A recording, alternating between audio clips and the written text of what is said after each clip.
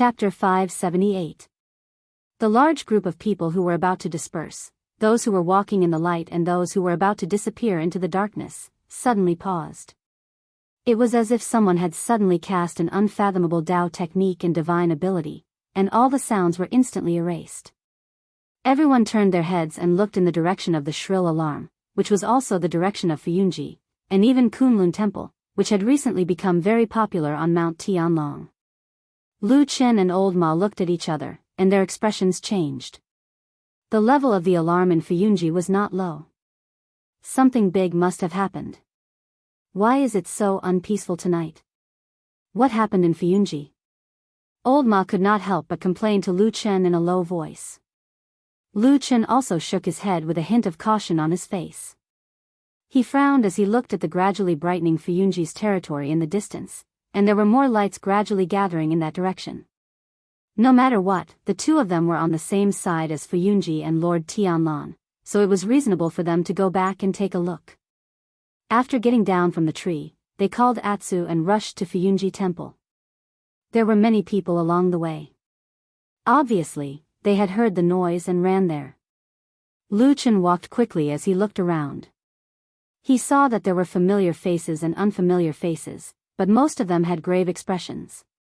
It was as if they were deeply worried about the floating clouds company, or if they didn't do so, they wouldn't be able to express their goodwill. However, who would know what was really in other people's hearts? Maybe some people were burning with anxiety, maybe some people were gloating, and maybe some people just wanted to look on coldly, not caring about the big or small disasters, and only seeing if there was a chance to gain benefits. There must be all kinds of such things. For a moment, Lu Chen suddenly felt that it was a little funny. The alliance of true immortals commanded the world and was majestic. It looked extraordinary on the surface, but the people who were really in the core of the alliance of true immortals were probably already used to scheming against each other. Not knowing if it was because Lu Chen had been silent, Old Ma was a little anxious. He approached him a little nervously. First, he looked around to make sure that no one was too close, and then he said in a very low voice that only Lu Chen could hear, "Could it be that something happened to Lord Zhengxianmeng?" Lu Chen's footsteps suddenly stopped, and his expression changed. His sudden stop startled Old Ma and Atsu. Old Ma saw that he didn't look good and quickly said, "I'm just guessing. Don't take it seriously. I'm just afraid that." Lu Chen shook his head slightly. After a moment of silence, he said, "I don't blame you." Speaking of this, he paused for a moment, and then said calmly, "I can't think of anyone who can secretly plot against a person like the damn Baldy. He should be fine." Old Ma replied with a It seemed that he had no objection to Lu Chen's words. His expression relaxed, and then he strode forward. Lu Chen followed him, looking at Old Ma's back with a somewhat complicated expression. When Old Ma suddenly asked him this question just now, to be honest, he had never thought that something might happen to Lord Tianlan when the alarm sounded. But at that moment, his heart suddenly beat faster in his chest. Why was that? Was he worried, or was he expecting something? His sober reason had always firmly controlled his body and will, so that he knew what was the right thing to do. But in his mind and in the depths of his heart, had he ever thought about that kind of secret freedom? Had he really hoped that person would die? Lu Chen looked at the hall that was getting closer and gradually showing its outline, and suddenly quickened his pace. As the most powerful hall in Zhengxianmeng, Fuyunji did not get its reputation by bragging. Its efficiency and strength were actually far better than other mountain forces. Therefore, when these people just arrived near the edge of Fuyunji's territory, they found that the situation here was not quite the same as in the rain-savoring tower.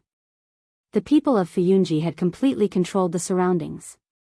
They were heavily guarded, and the atmosphere was somber. Everyone was blocked outside.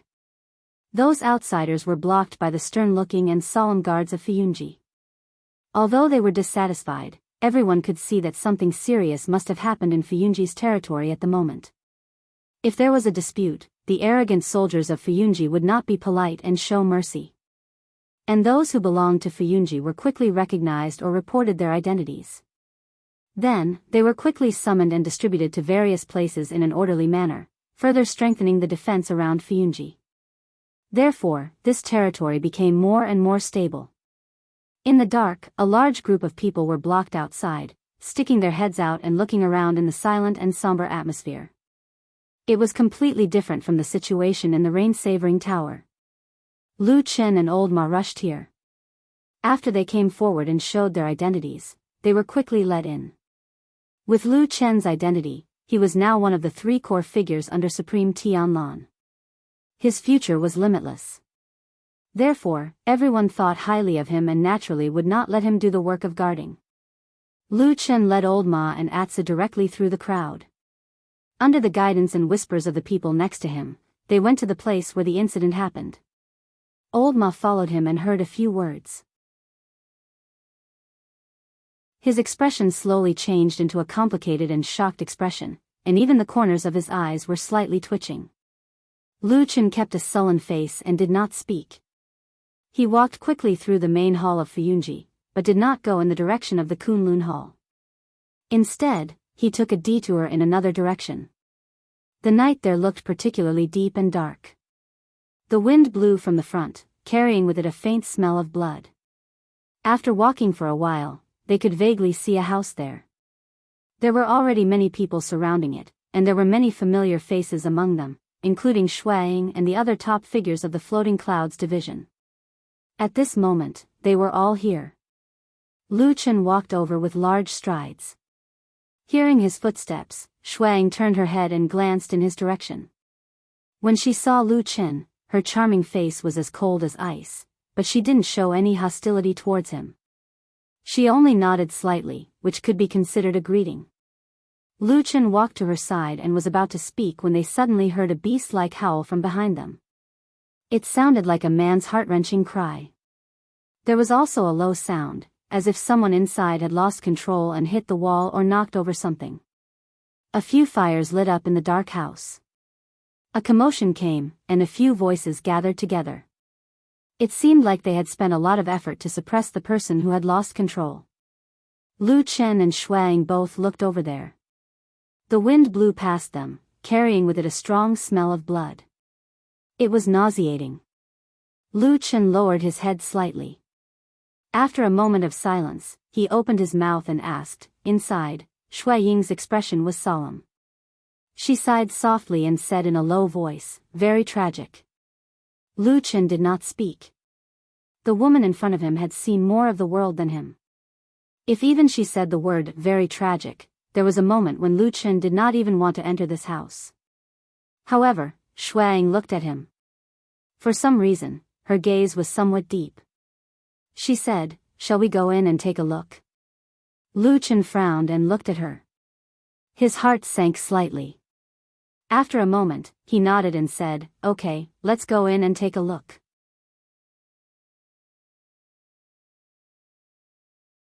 Chapter 579.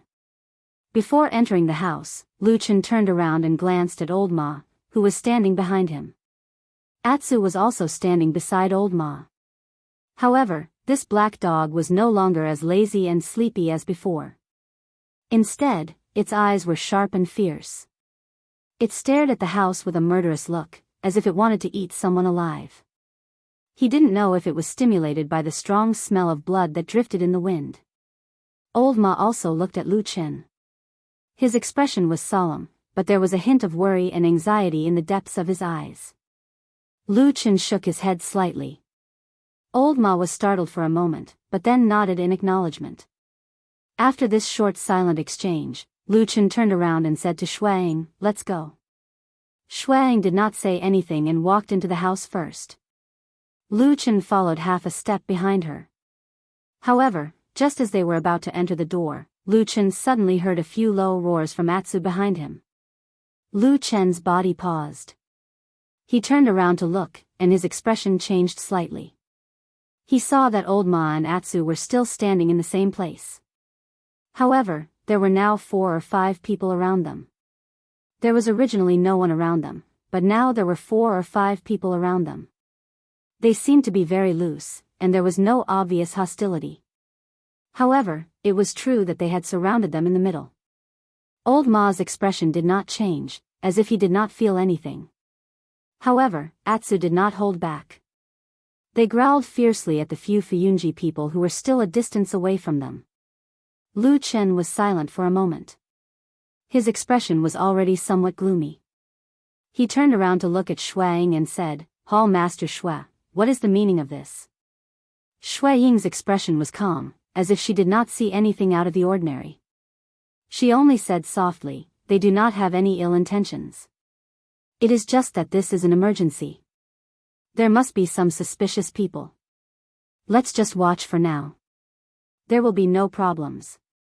As she said this, she smiled slightly and her expression softened. In this disgusting and bloody night, she was like a beautiful flower that was pleasing to the eye, pleasing to the eye. She stretched out her hand and gestured for them to enter. She calmly smiled and said, "Let's go in and have a look. It is fine outside." Lu Chen looked at this beautiful and famous woman. He stood motionless with an indifferent expression. It was as if he had suddenly become deaf and did not hear what Shuang had just said. Of course, the two of them were not the only ones present. Other than Old Ma, Atsu and a few people near them, Fuyunji's elite troops had already tightly surrounded this house. There were even more people at the main entrance. Although no one was too close to the two leaders, Shuang and Lu Chen, their every move and word was observed by the surrounding people. Therefore, at that moment, when Lu Chen suddenly disregarded Shui Ying's words rudely, the atmosphere at the scene suddenly seemed to become cold. The originally somewhat tense surroundings immediately looked over. On the stone steps, Lu Chen indifferently looked at Shuang. He did not take a step, did not move, and did not have any intention of speaking. Sometimes, not speaking actually had another meaning. Perhaps it was to express dissatisfaction. Shui Ying's expression also changed slightly. It seemed that she did not expect Lu Chen to disregard her words in front of so many people at this critical moment. Moreover, he was clearly looking at her with some provocation. This situation was clearly a little awkward. Shuang felt that she was in a difficult position. She waited for a while, then slowly retracted her extended hand. She then said indifferently, "What is it? Junior Lu, do you have any dissatisfaction with me?" Lu Chen shook his head and said, "I dare not. Hall Master Shui's reputation is illustrious and her words carry enormous weight. She can do whatever she wants.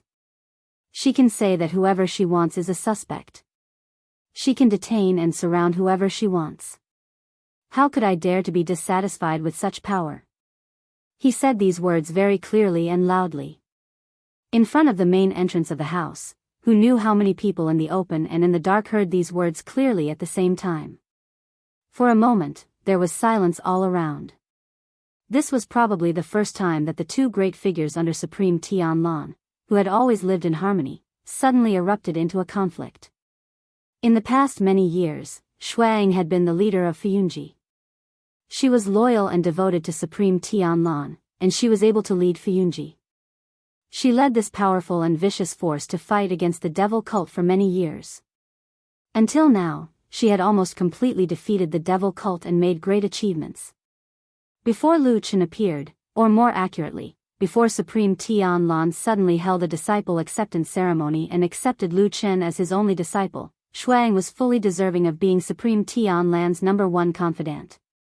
After that disciple acceptance ceremony, who knew how many people on Mount Celestial Dragon and in Zhengxiameng were watching Fuyunji and Shuang? They were full of interest to see how this woman would react. After all, in terms of status, the person who was most likely to inherit Supreme Tianlan's great legacy had suddenly changed from her to the man called Lu Chen. This was a bitter fruit, and it was almost impossible to swallow. Perhaps a conflict was inevitable, but to everyone's surprise, Shuang seemed to have no objections, or rather, she accepted everything without any change in expression. During the disciple acceptance ceremony, she followed behind Supreme Tianlan with a smile, doing everything she was supposed to do. On normal days, she and Lu Chen coordinated and adapted to each other, and finally destroyed the last of the devil cult's forces in the immortal city. No one could not help but praise her, and they could not help but sigh at how unfathomable this woman's thoughts were. Until today, she seemed to have finally begun to lose her patience. Facing Lu Chen's somewhat unexpected provocation, she seemed to no longer have the good attitude she had in the past. Junior brother Lu. Shui Ying's voice also carried a bit of coldness. She said indifferently, I don't understand what you're saying. I'm just doing things according to the rules. Now that something has happened in this house, the investigation naturally has to first investigate the suspect and motive. What's wrong with that? Is it worth it for you to humiliate me like this? She looked at Lu Chen, and straightened her back and waist. Just like how she had walked through this dangerous world of men for so many years, she was proud and fearless. She said in a clear voice, looks like, it's not that I've done anything wrong, but that you already don't like me, and are somewhat dissatisfied with me, right? The surrounding Fuyunji people mostly stood expressionlessly, their heads lowered, or looking into some unknown dark place. If it was possible, there probably weren't many among them who were willing to stand here and listen to these two people start to show off their abilities. And that woman, at this moment, looked like a sword that was slowly being unsheathed. Cold light flashed, and the sharpness gradually revealed, causing people's hearts to palpitate. However, when Lu Chen looked over, he didn't seem to feel anything. In front of Shui Ying's imposing manner, he also didn't seem to have any intention of retreating. He stared fixedly at Shui Ying. After a while, he suddenly opened his mouth and said something that didn't make sense. He said, have you acknowledged him as your master? Shui Ying was startled, and then subconsciously shook her head. Before she could speak, she saw Lu Chen standing there, his gaze suddenly sharp, like a knife that wanted to cut people's hearts, to prick the hidden wounds, to flip over the bloody places and show them to the public. He opened his mouth coldly, and each word was like a flying dagger as he said, then what gives you the right to call me Junior Brother Lu? Do you have the right? He said calmly and coldly. In the night, everyone, including Old Ma, was stunned at that moment. Then, they subconsciously held their breath, leaving only a deathly silence.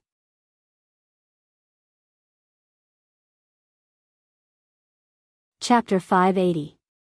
On this night, the conflict between Lu Chen and Shui Ying had come without warning. Furthermore, the intensity of the conflict had exceeded everyone's expectations. In almost an instant, the two most capable subordinates of Supreme Lord Tianlan, who were also the most likely to inherit his legacy, had shed all pretenses of cordiality and directly confronted each other. Of course, although the situation had become unusually tense, if one were to trace back to the source, the biggest reason for the situation to escalate was because Lu Chen had unceremoniously pointed out Shui Ying. Furthermore, he had done so in front of so many people, most of whom were Fuyunji's subordinates. Faced with Lu Chen's accusation, Shui Ying could not back down at all. She could only retaliate. In fact, the conflict had been manageable at the beginning. However, Lu Chen seemed determined to blow things up tonight. Especially after he had said that heart-wrenching sentence about whether or not Shui Ying was qualified, the situation had completely gone out of control. Shui Ying's abilities were extremely strong.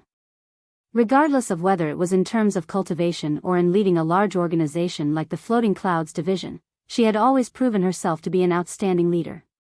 She had always been publicly acknowledged as the second most powerful person under true Lord Tianlan. However, everyone in the world knew one fact: although Supreme Lord Tianlan was talented and bold, and his name shook the world, he had never accepted a disciple. Shui Ying was Supreme Lord Tianlan's subordinate. She was his right-hand man and his trusted aide. However, she was not a disciple of Supreme Lord Tianlan. Lu Chen was only a latecomer. However, Lu Chen was a disciple who had held a disciple ceremony and was personally acknowledged by Supreme Lord Tianlan. He was known by all of Zhengxianmeng, and even the whole world, as the person who would inherit Supreme Lord Tianlan's legacy in the future. This was a difference in status. This was a completely different fate. It seemed rather cruel. Do you have the right? Under the night sky, a deathly stillness enveloped the front of the house. Although there was no sound, Lu Chen's mocking and straightforward words still seemed to reverberate in this place, like a whip, fiercely lashing at Shui Ying's face. Shui Ying did not have the right to call Lu Chen Junior Brother Lu. No matter how old she was in Fuyunji and how powerful she was still not true Lord Tianlan's disciple and successor. She was just a subordinate, she was just an outsider. In the past, Lu Chen didn't express any objection or disdain towards this form of address. This wasn't a big deal, but now, it seemed like he was going to bring this matter up in front of everyone tonight and slap Blood Warbler in the face. He succeeded. At that moment, Blood Warbler was speechless, and the surrounding people held their breaths in silence. Even those who were the most loyal to Blood Warbler and Fuyunji stood in place and did not move. Everyone knew that although Lu Chen was despicable, and although his words were so straightforward and hurtful, his words were not wrong. Amidst the cold silence, a man slowly walked out from an inconspicuous corner behind the crowd. He looked at the man and woman standing in the center of the field from afar. It was he. Lu Chen's words just now seemed to echo in his heart and mind, reminding him that he had once been in the same awkward situation as Blood Warbler today. He was clearly only one step away, and if that high and mighty lord agreed to take him in as a disciple, then everything would be different. At that moment, he suddenly felt that he was very similar to Blood Warbler. They had both done their utmost to serve true Lord Tianlan, and they had both risked their lives for him. They were both so outstanding that most people recognized them, and they were only one step away from the peak in their hearts. Just that one step was like the difference between heaven and earth. He's gaze was a little dark and uncertain. He let out a soft sigh and seemed to have thought of something. The corners of his mouth slightly curled up, as if he was secretly happy and pleased with his choice. In front of the house, Blood Warbler naturally did not know that there was a person called He who actually appreciated her in his heart. Of course, even if she knew, she would not feel any gratitude towards him. It was more likely that she would snort disdainfully. She was a proud woman. In order to prove her excellence, she had worked very hard all these years. She had done her best, and the results were also pretty much the best, except for the fact that she had not been able to catch that hateful elder ghost. Also, except for the lord whom she had followed loyally for many years. Although he had given her power, fame, and a position that everyone admired, he had never taken her in as his disciple. She had once thought that everything would come naturally, and that this was just a test from the Lord True Lord. Or perhaps there was something that she had not done well enough. After all, a godlike figure like True Lord Tianlan had such a vast and magnificent foundation. If she wanted to become his successor, she would definitely have to be even more outstanding. That was why Blood Warbler had never complained. She had only worked hard to make herself more outstanding, so that she could build his empire for him. Until one day, a person called Lu Chen appeared and became his disciple. And now, this Lu Chen, who had snatched away all of her hopes, had coldly asked her this question in front of her. Do you have the qualifications? This was the sharpest knife that Blood Warbler had ever heard or seen in her life. When it pierced into her chest, that kind of pain felt as if all the decades of suppression had been triggered in an instant, and then exploded out, wanting to tear her entire body apart, throwing everything that she had once treasured onto the ground and trampling on it. It made her wish she was dead, and made her wish she was dead. It turned out that all these years had been for naught. Her face was deathly pale, and her lips were trembling slightly. She stared fixedly at Lu Chen. If looks could kill, then Lu Chen would definitely have died 100 times. Unfortunately, he could not. She slowly raised her hand and pointed at Lu Chen. Word by word, it was as if all the anger in her body was gathered in that one word. You, actually, dare, like this, even now. Lu Chen still had no intention of backing down. He looked coldly at this extremely angry woman and said, "Today's matter is not your chance. Don't even think of using this against me or my people." After saying this, he turned and walked down the stone steps. Under everyone's gaze, he walked all the way to the side of Old Ma and Black Dog. Then, he swept his gaze across the faces of the people surrounding him. His gaze was a little cold, and there was a hint of provocation in it. However, the people opposite him all avoided his gaze. After a moment of stalemate, they slowly retreated into the darkness. Standing in front of the house, Blood Warbler's face became even paler. Atsu moved his head to Lu Chen's side and rubbed against his leg. Old Ma's expression was still solemn, but it could be seen that he was relieved. However, when he walked to Lu Chen's side, he hesitated for a moment and said in a low voice, "It's not worth it for you to shed all pretense of cordiality like this." Lu Chen did not look at him. He just turned around and said lightly, "After so many years, I only have you as my subordinate. Although you're useless, I can't just let you be harmed by others." Old Ma looked at him for a while, then nodded and smiled. Then, he puffed out his chest and followed behind Lu Chen. Together with the majestic and grimacing Atsu, they once again walked towards the house. Blood Warbler was still standing there, but this time, Lu Chen did not even look at her. He just walked past her and strode into the house that was filled with the thick smell of blood. Only Blood Warbler was left. Under the strange gazes of the crowd, she stood alone at the door.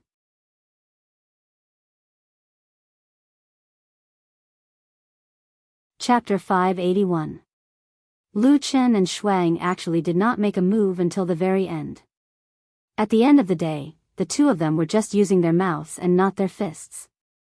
They could still leave some leeway if they argued and ridiculed each other too much, but if they really fought without caring about anything else, the situation would be completely out of control. The two of them would no longer have a way out.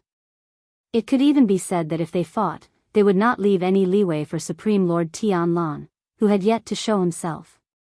If it really came to that, Supreme Lord Tianlan could only choose between the two of them and completely give up on the other. The word "give up" here basically meant that one would never be able to make a comeback. To put it simply, it was probably the word death. Lu Chen was a smart person. He could acutely sense that Shuang seemed to be intentionally using this sudden incident to attack the prestige and influence of his side. Although it was obscure, there was a hint of sharpness in it. Therefore, he made a judgment in an instant and directly exposed the conflict between the two of them in an attempt to provoke Shuang. Shuang was also a smart person. She had been arrogant for so many years in power. Apart from the few divine transformation true lords in Zhengxianmeng, when had she ever lowered her head to anyone? But this time, she actually managed to forcefully endure it until the very end. In the end, the two of them did not cross that line. The footsteps gradually faded away. It seemed like Lu Chen had already brought Old Ma and Atsu into the house. However, Shuang was still standing at the main entrance. It had been many years since anyone had dared to reprimand and ridicule her like this. This was quite a loss of face. She looked around and swept her gaze across those people. At this time, even more people had gathered. Most of them were from Fuyunji, while some were from Supreme Lord Tianlan's faction. For example, there were also quite a few from the Kunlun party. They could all be considered as her own people. However, the more people there were, the more intense the burning sensation on his face seemed to be. Other than that, so many people had seen this scene. Although no one dared to look her in the eye at this moment, and most people looked away or lowered their eyes when her eyes swept across, Shuang knew clearly that as long as the sun rose, the entire Celestial Dragon Mountain, the entire Zhengxianmeng, would probably know what had happened here tonight. It was impossible to keep this information a secret. Someone would definitely leak it out, and it was very likely that more than one person would. There were no secrets in Zhengxianmeng. She suddenly felt a little tired, and also a little lost. When she swept her gaze across the crowd just now, she clearly saw that in the eyes of these Fuyunji subordinates who were usually loyal to her, there were shock, doubt, anger, sympathy, and all sorts of other emotions. However, there was only one thing that she had secretly hoped for in the depths of her heart. Yes, these elite troops who would normally risk their lives because of a word or order from her, in tonight's conflict, almost all of them had unanimously chosen to stay out of it. Not a single person stood up for her, shouted for her, or attacked her in anger because of her humiliation. Perhaps if something like that really happened, she would berate and stop them, but she did not. From that moment on, Shuang understood one thing. Even though she had worked hard for so many years, even though she had given everything she had to Fuyunji, Fuyunji did not belong to her. Fuyunji would forever belong to the high and mighty true Lord Tianlan.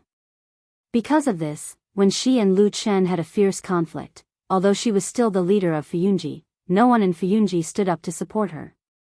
Everyone watched from the sidelines because they knew that what Lu Chen had said was not wrong. Lu Chen had the status of master and disciple, but Shuang did not. Indeed, Shuang did not have the right to call him that. In other words, everyone present was a smart person. No one would have guessed that after true Lord Tianlan passed away, there would only be one person who would inherit this magnificent foundation.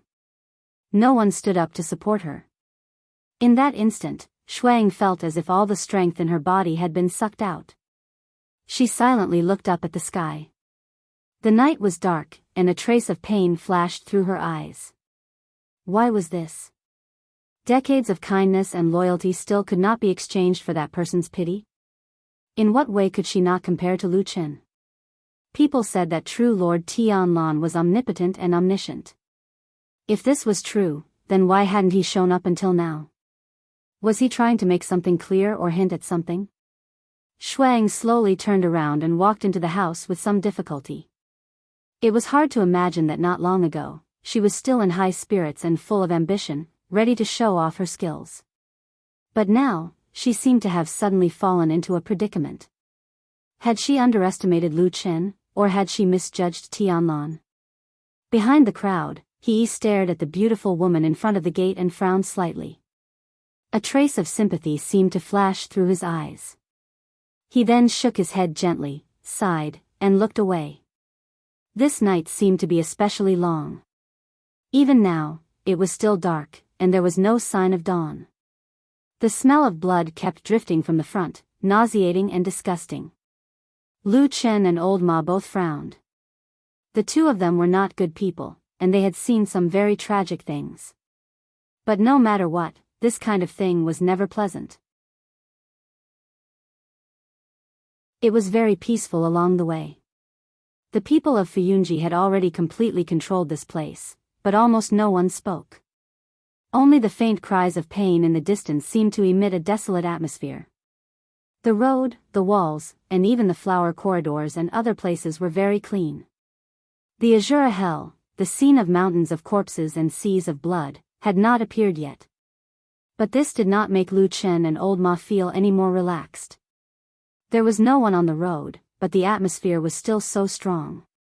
Then, the situation in the place where something really happened could be imagined. Seeing that there was no one nearby, Old Ma suddenly walked 2 steps faster and came to Lu Chen's side, walking side by side. Lu Chen turned his head and glanced at him with a gloomy face. Old Ma stared at him. After a while, he finally could not help but grab his hand. The two of them stopped and stood still. Old Ma lowered his voice and said bitterly, "This has nothing to do with you, right?" Lu Chen looked at him silently and said after a moment, "Do you think it is possible for me to do such a thing?" Old Ma gritted his teeth and said, "I believe you did not do it, but we both know in our hearts that as long as you harden your heart, maybe you will do it." Lu Chen snorted and said, "I just did it to save you. Don't you know that?" "I know." Old Ma said flatly, "I am very grateful and gratified, but I want you to tell me that you did not do it for revenge." Lu Chen looked at him quietly. After a while, he nodded and said calmly, "I did not do it." Old Ma suddenly felt relieved and let out a long sigh. Then he smiled bitterly and said, "That's good, that's good. It's not far ahead, let's go and have a look." As he said, his face looked a bit bitter and sympathetic. He whispered, listening to that voice, "Chen, he seems to be going crazy." "I don't know, what happened?" Lu Chen glanced at him and said nothing. He just walked forward. In the smell of blood, they walked to the bedroom in the backyard. Then they saw Chen He, who had just greeted them with a smile outside the Tingyu building not long ago. That man fell to the ground in the courtyard and looked in the direction of a bedroom. His whole body was twitching and trembling, crying and wailing, as if he had suddenly broken down. Standing around the courtyard were a dozen or so members of the Floating Clouds Agency. Every single one of them had an ugly expression on their faces. Lu Chen and Old Ma's eyes immediately fell on the bedroom door that was half closed. At the same time, footsteps sounded again. It was Shuang, with a cold face, who had also come here. They looked at the bedroom together. Then, they could sense a strong smell of blood surging out from it. Lu Qin stood where he was for a moment and then walked over. Under everyone's gaze, he slowly walked to the door of the bedroom alone. Then, he gently pushed open the half-closed door and glanced into the room. Old Ma looked at him from behind and could vaguely feel that at that moment, Lu Chen's body seemed to stiffen. After a while, Lu Chen slowly took 2 steps back and turned around. This time, his gaze fell on Chen He, who was lying on the ground. Everyone in the courtyard, including Shuang, looked at him with a somewhat complicated expression. But Lu Chen turned a blind eye to these gazes from the outside. He walked to Chen He's side. Chen He seemed to have no feelings for him at all and was only wailing with a hoarse voice. Lu Chen stretched out his palm and patted his shoulder. After a while, he said, "First, restrain your grief and accept your fate." After a while, he opened his mouth again and said, "This matter will not end like this. We will definitely give you an explanation." When he said this last sentence, his voice was a little louder. Almost everyone in the courtyard heard it.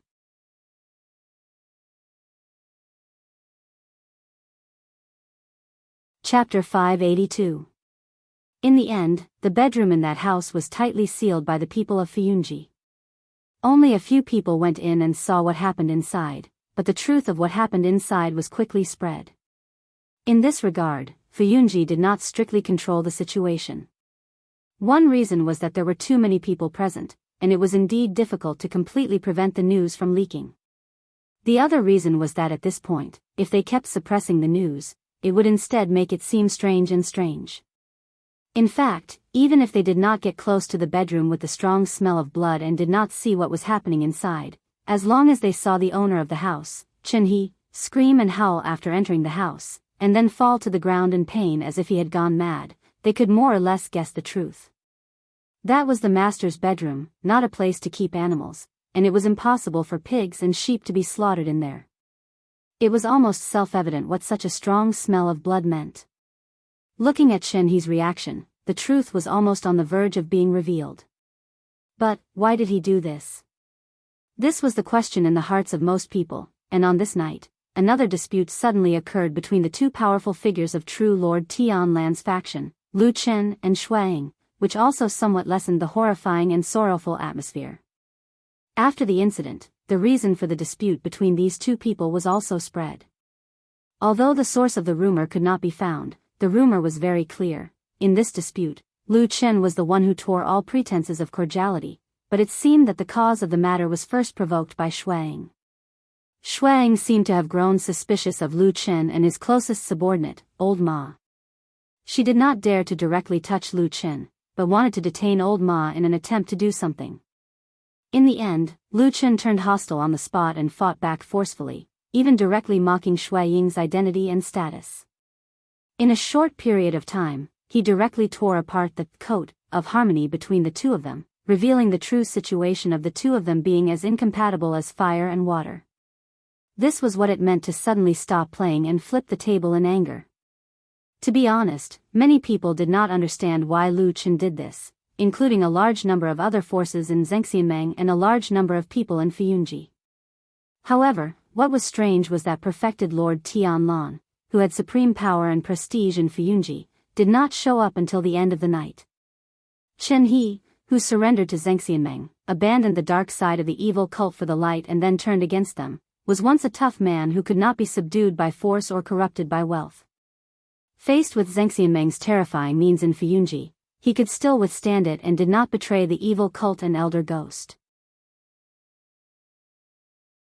Until the end, Lu Chen used the strategy of attacking his heart and sowing discord, threatening him with the lives of Chen He's family, and letting Chen He know that the evil cult had given up on him and regarded him as an enemy. Only then did Chen He painfully abandon his past and pledge loyalty to the righteous. However, all of this now seemed to have become a farce and a joke, full of sarcasm and ridicule. Chen He had once disregarded everything for the safety of his family, and would rather betray the first half of his life. But now, right under his eyes, on the so-called safest place in the world, on Mount Celestial Dragon, where the headquarters of Zhengxiameng was located, all of his family, wife, and children were forever left in that dark bedroom, never to come out again. It was said that their deaths were very, very tragic, with a lot of blood flowing. This was also the reason why the smell of blood was unusually strong that night. After Chen He saw that scene, he collapsed, but he did not completely go crazy. After crying in pain for a night, this man gradually woke up the next day and ran directly to the outside of the majestic Kunlun main hall. Just like that, he knelt straight on the stone steps in front of the main hall. Without saying a word, he knelt on the ground, and then knelt like that for a day and a night. During this time, many people came to persuade him, Shuang, Lu Chen, those acquaintances from Fuyunji and so on. They all came to persuade him to take care of his body, and that revenge had to be planned in the long run. But Chen He just did not listen, and just knelt on the ground stiffly. His face was very pale, and there was almost no blood. Anyone could see that this man at this moment was just holding on with his last breath. If there was even the slightest movement, he would not be able to bear it. So no matter who it was, at this moment, no one dared to act recklessly. Of course, there might be some people who looked sad on the surface and advised him, but in their hearts, they were happy. No one could persuade Chen He to leave. In addition, this matter had gradually spread. After sending people to persuade him several times to no avail, Supreme Tianlan finally had no choice but to appear outside the main hall and appease Chen He in a pleasant manner. Chen He did not have any other request, and only said 2 words, revenge. Supreme Tianlan agreed. But in Zhengxiameng, after that day, there was a kind of dark and unclear criticism secretly spreading. It was said that the high and mighty bald Supreme Tianlan did not immediately agree to this natural request, but hesitated. After a while, he reluctantly agreed. Why was this? There must be a reason for this abnormality. Almost all the other forces in Zhengxiameng paid attention to this point. On the contrary, no one actually paid attention to Supreme Tiehu of Heaven's Law Hall, who was the first to make a fuss that night. Supreme Tiehu was an old and powerful supreme, and Heaven's Law Hall was indeed a great hall with a long history. But now, it was the era of Supreme Tianlan and Fuyunji. Why does the old man Tianlan have concerns? Could it be that there are other secrets in this matter that we don't know? In the main hall of Heaven's Law Hall, when only Supreme Tiehu and Song Wenji were left, Song Wenji saw that there was no one around and asked Supreme Tiehu this question in her heart. Supreme Tiehu frowned slightly, and seemed to have thought about this for a long time. In the end, he said in a low voice, now it seems that it is not that the unfound murderer is difficult to deal with, but that he has some concerns about the dispute between his 2 subordinates. Song Wenji's eyes flashed slightly, and she raised her eyebrows, saying, Lu Chen and Shuang? True Lord Tiehu nodded his head. With his hands clasped behind his back, he walked 2 steps around the main hall and said, I heard that Shuang had wanted to detain Lu Chen's most trusted subordinate that night.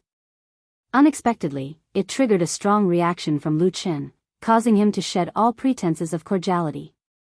At that time, I was thinking that there seemed to be something wrong with the reaction of that young man named Lu Chen. Song Wenji replied with a and said, yes, before this, he has been tolerating to get along with Shuang. This is also a prudent way to preserve the past. After all, he is the only disciple of Supreme Tianlan. In the future, as long as there are no accidents, this foundation will naturally be inherited by him. There is no benefit in having a conflict with Shuang now. Supreme Tiehu glanced at her and said, exactly, this is the way of a smart person. First endure and wait for the right time, and then plan for the long term. But that Lu Chen just had to put aside the past, and insist on falling out with Shuang.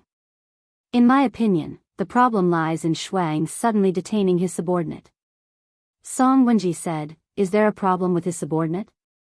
Supreme Tiehu thought for a while, and slowly shook his head, saying, Shuang did this, perhaps, to take the opportunity to create trouble, and put the name of the murderer on Lu Chen's head. After all, Supreme Tianlan is still alive, and it is not impossible for him to replace his disciple in the future. Song Wenji slowly nodded, and did not speak, but a strange light flashed in the depths of her eyes. At this moment, Supreme Tiehu sneered, as if he was somewhat disdainful of this matter, and was unwilling to say more. He changed the topic to Song Wenji, and said, "That person has done a good job. Make the arrangements, I will come and see him in a few days." Song Wenji was shocked, and said, "Godfather, you have already completely trusted him?" Supreme Tiehu laughed, and stroked his white beard, and said, "This time, the effect of the proof of allegiance is better than I expected. Enough, enough." He slightly narrowed his eyes, and said, "One day, I will let that baldy suffer."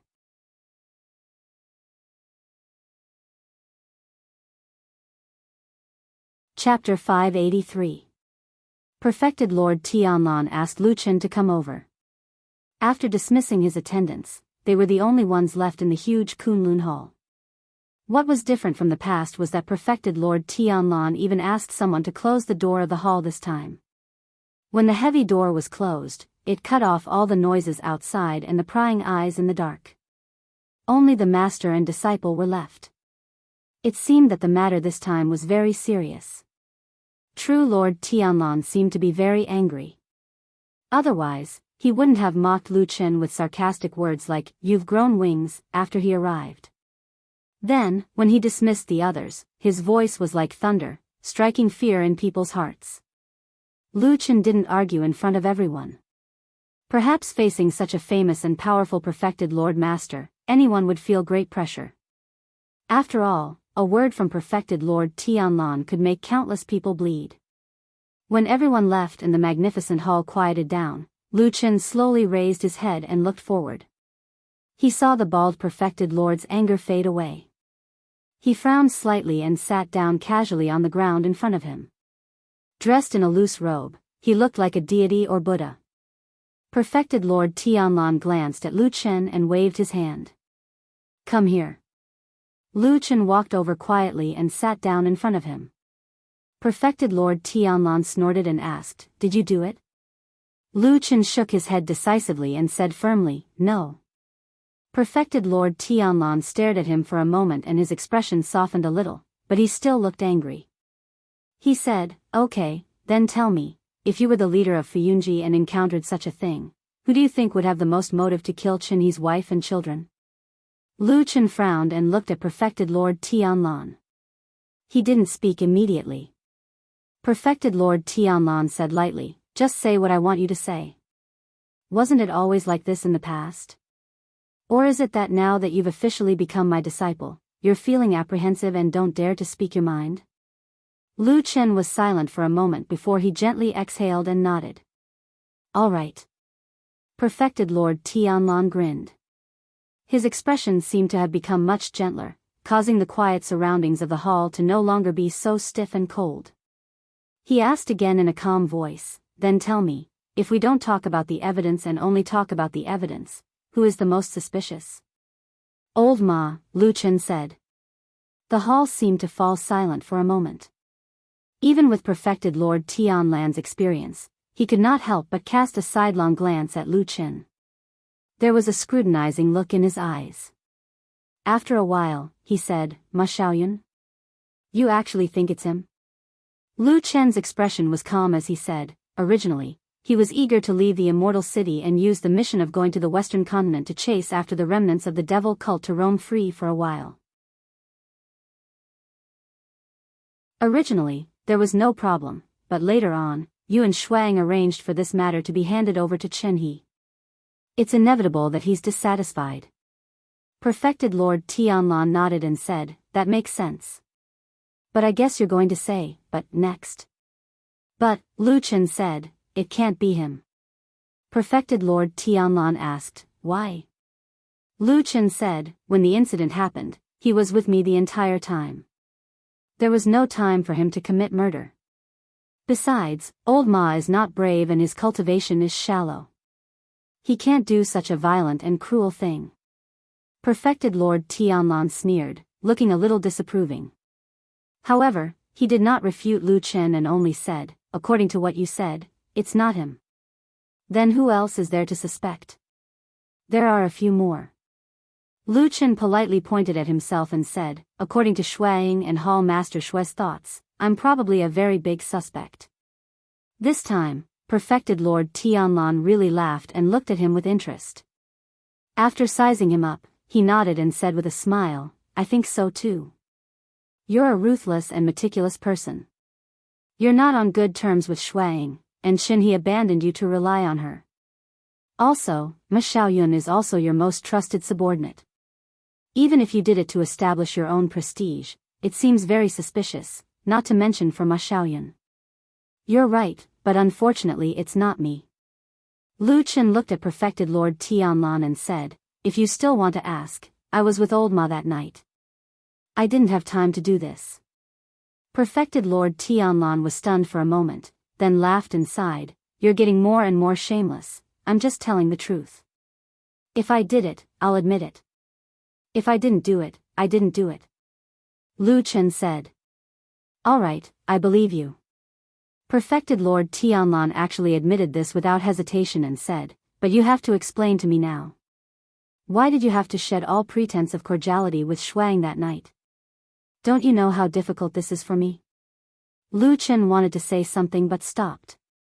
He looked at perfected Lord Tianlan and said with some surprise, why aren't you asking about who the murderer is? Nonsense. Perfected Lord Tianlan looked a little annoyed and said with some contempt, who has the leisure to care about the life and death of a few irrelevant people? The death of Chen He's wife and child is nothing to me. Seriously, it's you and Shuang who are causing trouble for me. Don't be so long-winded and tell me clearly. Lu Chen fell silent. After a while, he sighed and said, so that's what you think? It's a little scary just thinking about it. If I were to sit in your position in the future, would I become as cold-blooded and heartless as you? Yes. Perfected Lord Tianlan nodded with certainty and said, brat, you are already as cold-blooded and heartless as me. If you succeed in your cultivation in the future and achieve great things, you will definitely walk through mountains of corpses and seas of blood. Calling you cold-blooded and heartless is definitely not enough to describe you. Lu Chen's face darkened. He glared at perfected Lord Tianlan and suddenly scolded, Scram, don't curse me. Perfected Lord Tianlan laughed out loud and seemed to be very happy. It was rare to see him so happy. He chuckled and said, are you angry? But you are angry. Is it because you still think that what I said is very likely to be right? It's just that you can't stand it? Lu Chen took a deep breath and no longer paid attention to this damned Baldy's provocation. After calming himself down, he told perfected Lord Tianlan about his quarrel with Shuang that night. In the end, he said, Shuang was clearly dissatisfied with my sudden rise in power and wanted to make use of the opportunity to make me lose face. If she could use some methods to make old Ma confess under torture, if she couldn't, your decision to make me your successor would be shaken. Perfected Lord Tianlan frowned and said, so you fell out with her on the spot? Lu Chen said, yes. Perfected Lord Tianlan sneered and said, are you so sure that I will definitely protect you? Shuang has the entire Fuyunji behind her and she is also loyal to me. Why should I? Lu Chen thought about it and said, I think that Shuang herself is the third possible murderer. Perfected Lord Tianlan was taken aback and his expression changed slightly. He said, what do you mean? Lu Chen said, you just said that evidence doesn't matter. In that case, she has benefited the most from this incident and is naturally suspicious. He looked at perfected Lord Tianlan and said, so? You know that what I said makes sense. Shuang deliberately framed me. This is something that she would do. As long as you let me investigate her, of course, you have to give me the authority and remove her from the position in Fuyunji. In less than 5 days, I will definitely give you an explanation. No. Perfected Lord Tianlan suddenly interrupted him. Lu Chen was stunned and stopped talking. Perfected Lord Tianlan said slowly, in the future, my foundation will be yours. But for now, I won't allow you to touch her. Lu Chen stared at perfected Lord Tianlan. After a while, he asked, why? Why is it that for the past few decades, out of all the extraordinary people under you, she is the only one that you respect and trust?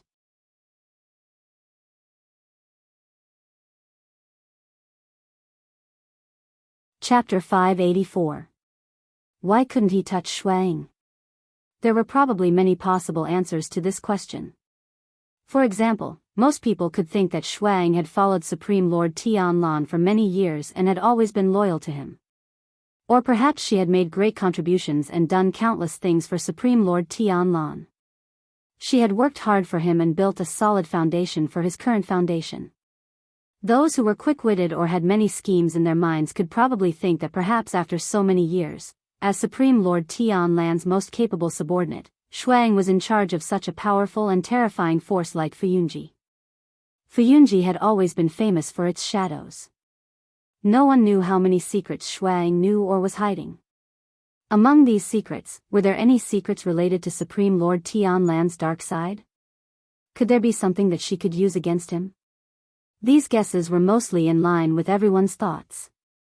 However, whether or not they were the truth, Lu Chen didn't know. Supreme Lord Tianlan didn't tell him and he didn't ask. After Supreme Lord Tianlan clearly told him not to touch Shuang, he didn't say a word about this matter. However, at this point, there didn't seem to be anything else to say. Supreme Lord Tianlan knew what he wanted to know and Lu Chen also understood Supreme Lord Tianlan's attitude. The two of them each took what they needed. Therefore, not long after, Lu Chen stood up and bid farewell, leaving the grand hall of Kunlun. When he left, he even brought the door of the hall with him. Therefore, after a moment of light shone in, the hall returned to its somewhat gloomy and dim state.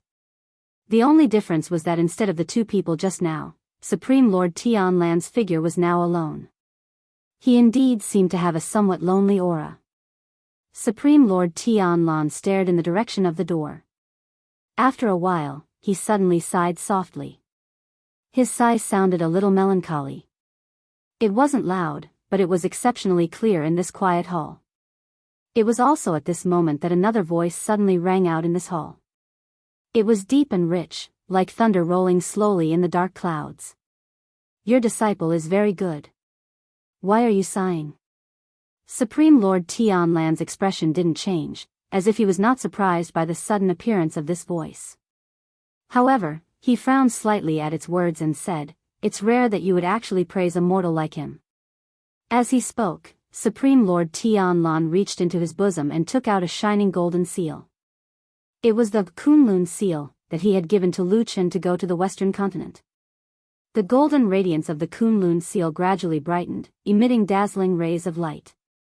Not long after, a screen of light was formed in front of true Lord Tianlan, reflecting his face with a hint of gold. Needless to say, his big bald head was even reflecting some golden light. Amidst the solemnity and majesty, he revealed a rare comical look. Of course, there were no outsiders here to see this scene. However, even if someone did see this scene, probably no one would dare to make fun of this person. The screen of light condensed in midair like a wall of water. It undulated and then gradually calmed down. In the end, when the golden light quieted down, a black shadow appeared behind the light. Its appearance was blurry, but from the voice and the general outline of the shadow, it should be the black dragon that Lu Chen had seen in the depths of the sky and clouds in the forbidden area of Kunlun. Although the dragon behind the shadow seemed to be just an illusion, its disdainful aura seemed to be able to pass through the screen of light. When facing Supreme Lord Tianlan, it more or less restrained itself, but it still seemed to be a little condescending. It said indifferently, "That person is not bad. He's very much like you when you were young." Supreme Lord Tianlan raised his head and stared at the black dragon. After a moment of silence, he said, "You're right." The black dragon shook its huge head as if it was stretching its body. At the same time, it said to Supreme Lord Tianlan, "But he actually left just like that. I thought that at this point, he would make you support him even more openly." Supreme Lord Tianlan smiled and said, "He won't. Lu Chen is a smart person. Previously, he said a lot of things to me, including his argument with Shuang, but it was all nonsense. He had already obtained what he wanted to hear the most. That's why he left so decisively and didn't care about Shuang at all. What is it? The Black Dragon asked. Supreme Lord Tianlan said, he wanted me to clearly tell him that this foundation will be passed on to him in the future. The Black Dragon snorted and seemed to be somewhat disdainful. That's what you said, but did he dare to believe it? It looked down at perfected Lord Tianlan and said with a hint of mockery, I'm sure he doesn't know what you've done in the past. It's not that hard for you to go back on your word. Supreme Lord Tianlan didn't get angry at the Black Dragon's sharp words, nor did he try to deny it. He only pondered for a moment, then said, he believes me. The Black Dragon laughed as if it had heard something funny. Looks like this young man is as stupid as me. He's the second person in the world who dares to trust you so much. Supreme Lord Tianlan glanced at the Black Dragon and smiled.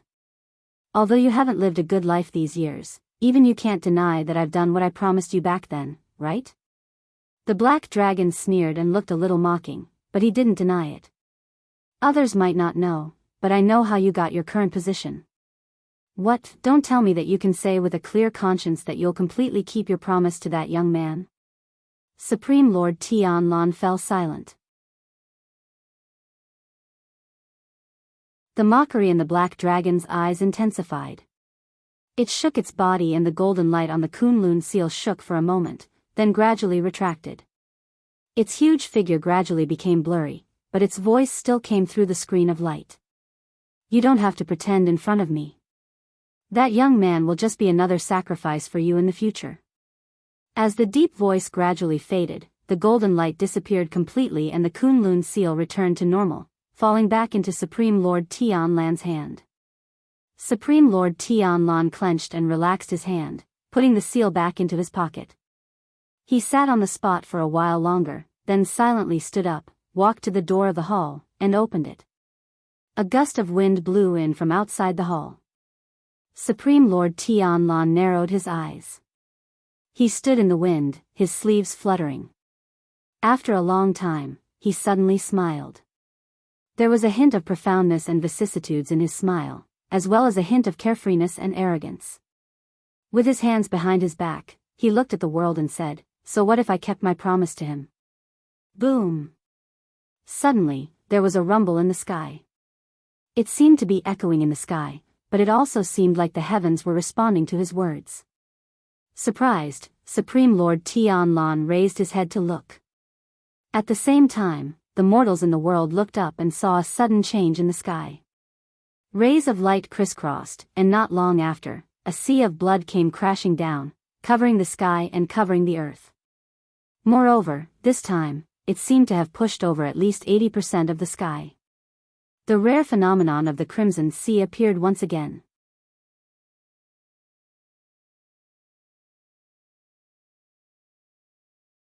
Chapter 585.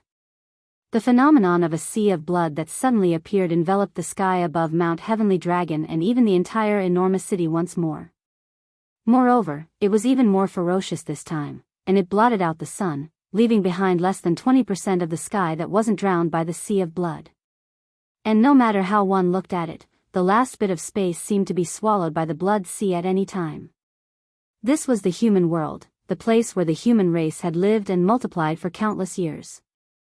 From ancient times to the present, people had long been familiar with the days of working at sunrise and resting at sunset. They were also familiar with the world where the earth was beneath their feet and the sky above their heads. The sky could be sunny or hazy, windy or rainy, exposed to snow and ice, spring, summer, autumn, or winter. People had seen everything and were already used to it. However, no one had experienced and seen the blood sea hanging upside down in the sky. It looked like it would collapse and destroy the entire world at any time. No matter how one looked at it, it seemed to be the doomsday aura that only the devil hell had. Therefore, although nothing had happened for the time being, there were many people who were very disgusted by this blood sea phenomenon. The well-informed Fuyunji sent a report the next day. It clearly pointed out that after the appearance of the blood sea phenomenon, the number of people leaving the immortal city suddenly doubled. Of course, most of those who didn't want to stay in this strange place because of disgust, fear, or simply because they didn't want to stay in this strange place where rogue cultivators and mortals outside the true immortal alliance. In Zhengxianmeng, which occupied this prosperous city and had unparalleled strength, there was no such phenomenon of people fleeing. Most people stayed here. The rules in the huge immortal alliance were strict. It was a serious crime to leave rashly. At this special time, it was more likely that they would be charged with the crime of shaking people's hearts. If that happened, they would suffer in the future. Of course, there were people who left the immortal city in the immortal alliance. In fact, there were quite a number of them. However, everyone said that those who left had all kinds of special tasks. They were leaving the immortal city to do something outside the city and not fleeing. Although there were many women and children among the people who left, there were also some familiar people.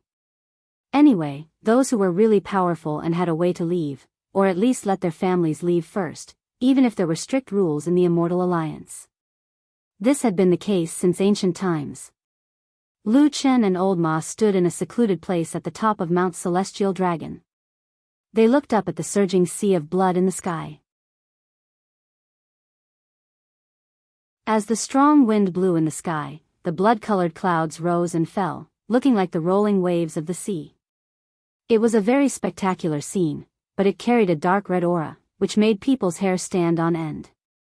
They were afraid that the endless sea of blood would fall on their heads in the next moment. Old Ma gasped as he looked at the scene and said, "What the hell is this? It's actually so terrifying. I'm afraid that even the evil devil cult didn't create such a disgusting thing." Lu Chen didn't agree with him. Instead, he thought about it carefully for a while and shook his head at Old Ma. "That's not it." Old Ma was startled and said, "Why? Have you seen something more powerful and more terrible than this before?" Lu Chen nodded and said, "Yes, in the Battle of the Barren Valley, the devil cult Yun Shou Yang and the other masters, including the southern barbarian fire shaman, opened a kind of god-subduing spell in the Barren Valley. At that time, the weather changed greatly, the sky broke, and there seemed to be evil gods descending in the violent wind and thunder. The scene at that time was much more terrible than it is now." Old Ma was a little surprised. He looked at Lu Chen with a somewhat complicated expression and said, "At that time, I was on the periphery and didn't enter the Barren Valley, so this is the first time I've heard of this." "Well, for so many years, why haven't I heard you mention it?" Lu Chen looked at him and smiled. "Even the dead Baldy knows about this. Have you heard him mention it to others?" Old Ma immediately pursed his lips and shook his head without saying anything more. However, there was still an unconcealable doubt in his eyes. Obviously, he was puzzled by Lu Chen's sudden mention of this matter today. However, Lu Chen didn't seem to have any intention of clearing up his doubts. He glanced at the sky and said, "If I'm not wrong, this is probably just the beginning. More and more terrible things are yet to come." Old Ma rolled his eyes and said snappily, "You make it sound so easy." After a pause, he said gloomily, "I should have hidden in the Western continent and lived a carefree life. In the end, that errand was taken by Chen He. Now, I can't go, and he can't go either. Now, he's staying at home all day, looking like he's out of his wits. He looks quite pitiful." Lu Chen was silent for a moment and frowned slightly. It was unknown if he was thinking of the scene he saw at the door of the bedroom that night. Even with his heart of stone, a look of displeasure appeared on his face. After shaking his head slightly, he sighed and said, "Regardless of what kind of person Chen He is, his wife and child died unjustly. This matter is quite strange and treacherous. We have to investigate it carefully." Old Ma glanced at him and said, "So, that's why you made that promise to Chen He that day?" Lu Chen said lightly, "He should have trusted the dead Baldy more than me." After saying that, Lu Chen didn't seem to want to continue this topic. He changed the topic and said, "By the way, has White Lotus been looking for you recently? I feel like I haven't seen her for a while." Old Ma said, "No, I haven't seen her recently either. When I just came back a few days ago, I saw that she was in a bad mood. She was a little depressed. Since then, she has been locking herself in Su Qingjuan's house and rarely comes out." Lu Chen was slightly surprised and said, "This is rare." If it was in the past, she would have appeared long ago when such a big thing happened. Anyway, she has some friendship with us. Let's go and see her. Old Ma nodded and said, "Okay, she should still be living in Su Qingjuan's house. Let's go and see." After saying that, the two walked side by side in the direction of the house where Su Qingjun lived. Behind them, the blood clouds in the sky were rolling and the blood sea was surging. It seemed to be brewing to set off an even bigger wave. The blood sea phenomenon in the sky of the immortal city was overwhelming, but there didn't seem to be much change in the blood moon city below the immortal city. Even though the two looked very similar and were vaguely connected in countless ways, the blood moon city didn't seem to have changed much. What had changed in some details was that the mysterious aura that suppressed the cultivation of human cultivators in the blood moon city had become stronger recently. Ordinary cultivators who came here felt like they had entered hell. Their spiritual power was rolling in the opposite direction and it was very uncomfortable. So now, except for some necessary personnel, almost no one came to the blood moon city. Most of the time, it was empty, like an uninhabited ghost town. But in fact, there was still life here. There were no plants, no animals, but there were two people. Under the dry well in the backyard of the mansion, White Lotus, who was tied up with a rope and unable to move, was pale and curled up into a ball. There was a trace of pain on her face. It seemed that she was suffering the suppression of the omnipresent power here. But other than that, for some reason, there seemed to be a trace of secret pleasure in the depths of her eyes. Because not far from her, on the other side of the dry well, there was a figure who was suffering 10 times or 100 times more. His body was lying on the ground, his hands tearing at his skin and flesh. The ground was dripping with blood.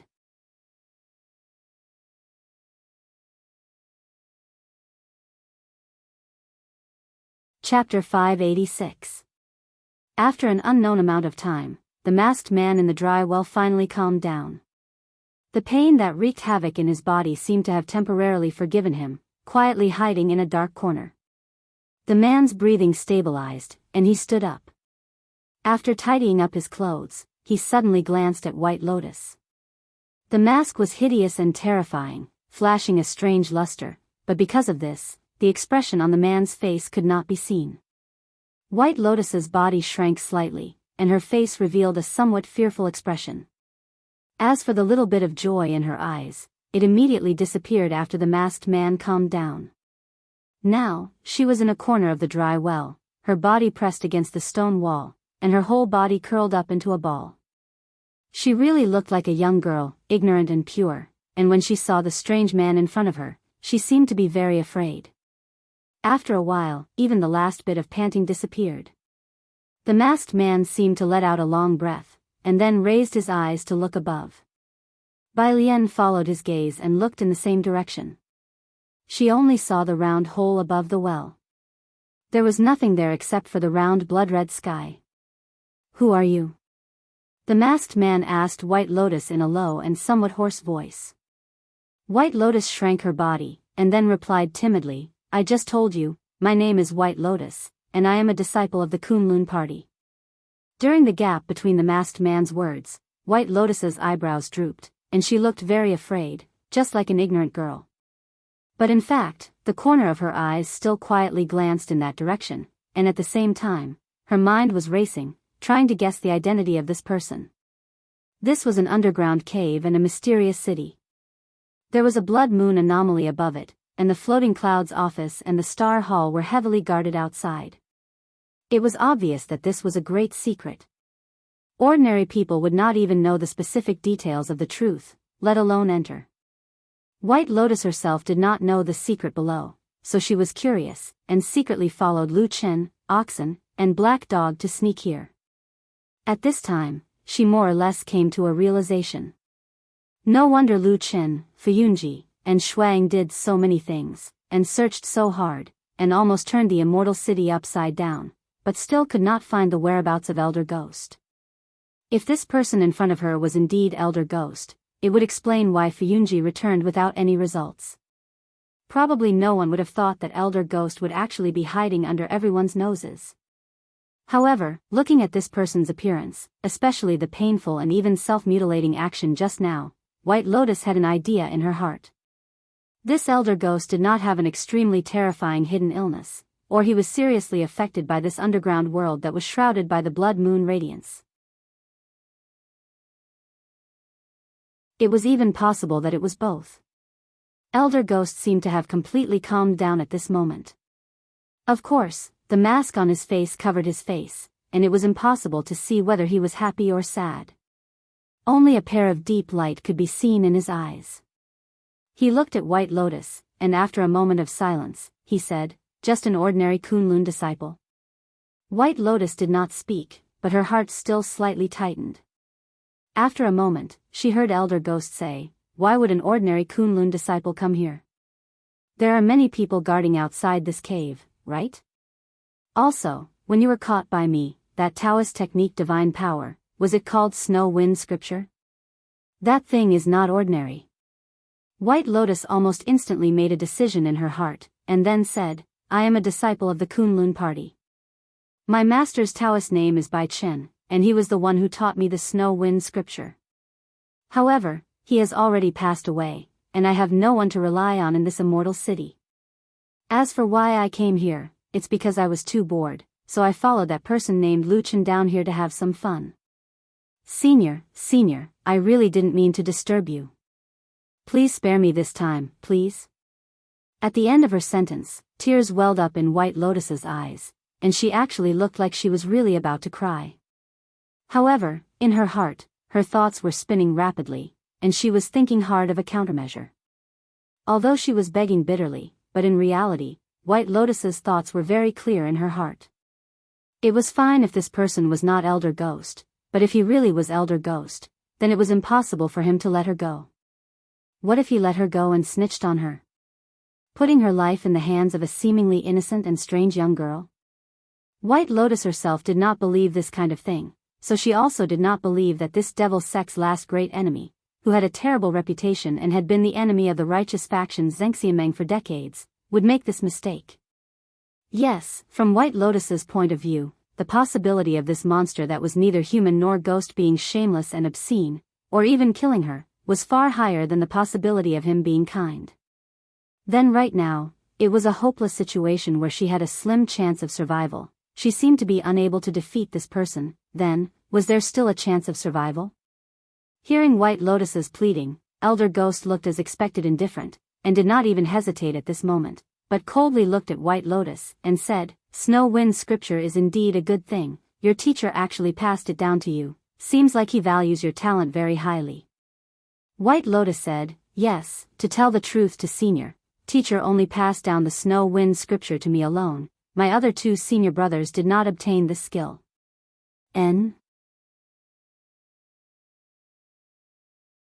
When Elder Ghost heard till here, for the first time, he revealed a little astonishment, and then after a moment of silence, he looked at White Lotus, his voice awe-inspiring, and said, "Didn't expect you to be such a lucky person. That Snow Wind Scripture is a unique skill. Senior, you want it? I will pass it to you." White Lotus directly interrupted, her tone firm, her expression sincere, as if the person in front of her was not her enemy, but her great benefactor who had given her a second life. Elder Ghost paused for a moment, probably did not expect that the little girl in front of him would actually have this kind of attitude. The Snow Wind Scripture, in the eyes of a person at his level, was of course an extremely precious treasure. As long as there was a chance, he would definitely want to take it for himself. But White Lotus's reaction was far from what he had originally expected. For a moment he did not know what to say, and only after a long while did he say, "Isn't this your teacher's painstaking effort? You are the disciple of a Huashan true monarch. Why don't you have the slightest thought of being loyal to him?" A trace of sadness flashed across White Lotus's face, and then said, "I have let Senior see a joke. To tell the truth, ever since teacher passed away, I have been bullied and humiliated in the Kunlun party, especially my martial uncle Tian Lan. He was even cold-hearted towards me." As she said till here, she secretly glanced at Elder Ghost from the corner of her eye, and indeed saw that when Elder Ghost heard the name of true monarch Tian Lan, his body slightly shook, as if his attention was suddenly focused. White Lotus laughed coldly in her heart, for so many years being crushed and hunted down by true monarch Tianlan.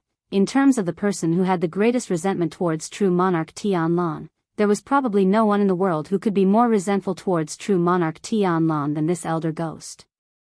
Whether there was a chance of survival would depend on how deep this elder ghost's hatred towards true monarch Tianlan was.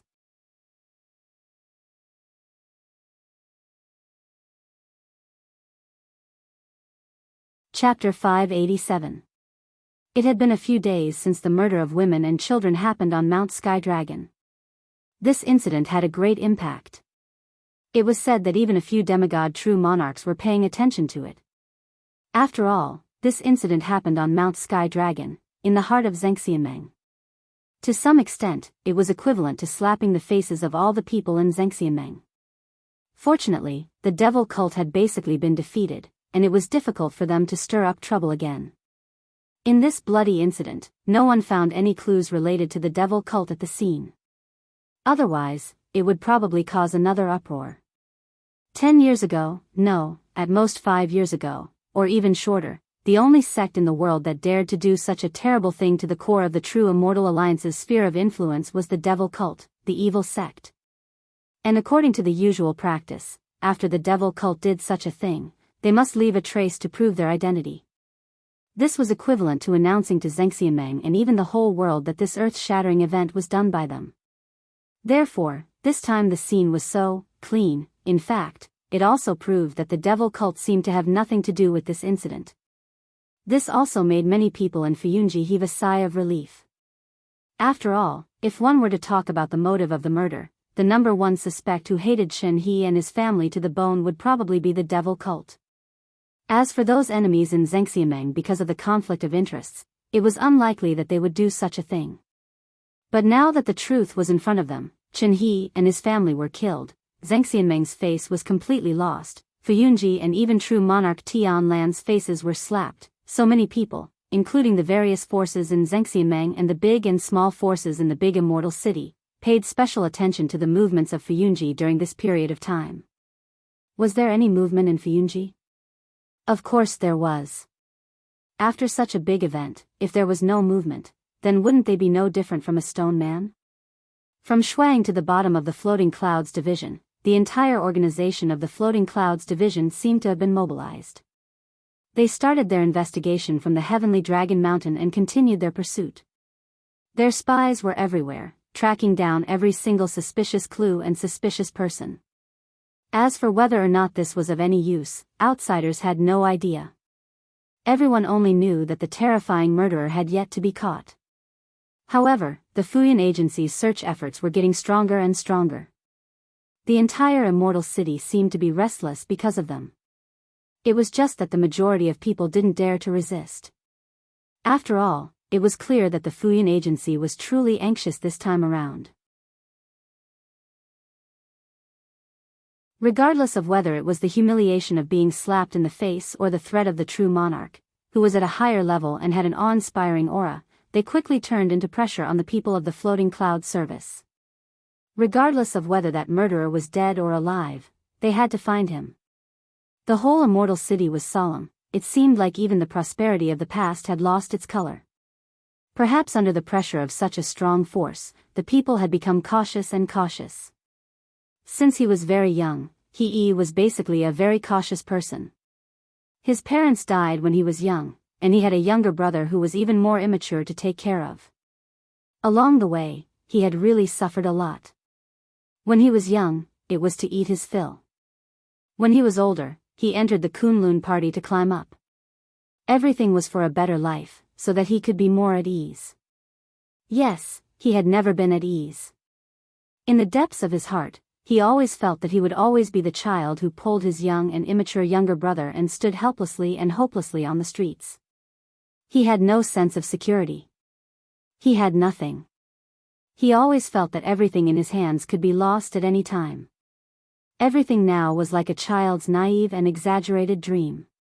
When he woke up, everything was empty, and he returned to that terrifying, lonely, and hopeless world. He had never spoken of this feeling to anyone, including his younger brother, Gang. Originally, everything seemed to be slowly getting better. He had become Dukanjinran's disciple, his cultivation had advanced, his reputation had risen, and his future was limitless. Everything would get better. But later, so many things happened one after another. His younger brother died, and he didn't know who the real killer was. His master also died, and the real killer was himself. Some paths had been taken wrongly, and it turned out that there was really no turning back.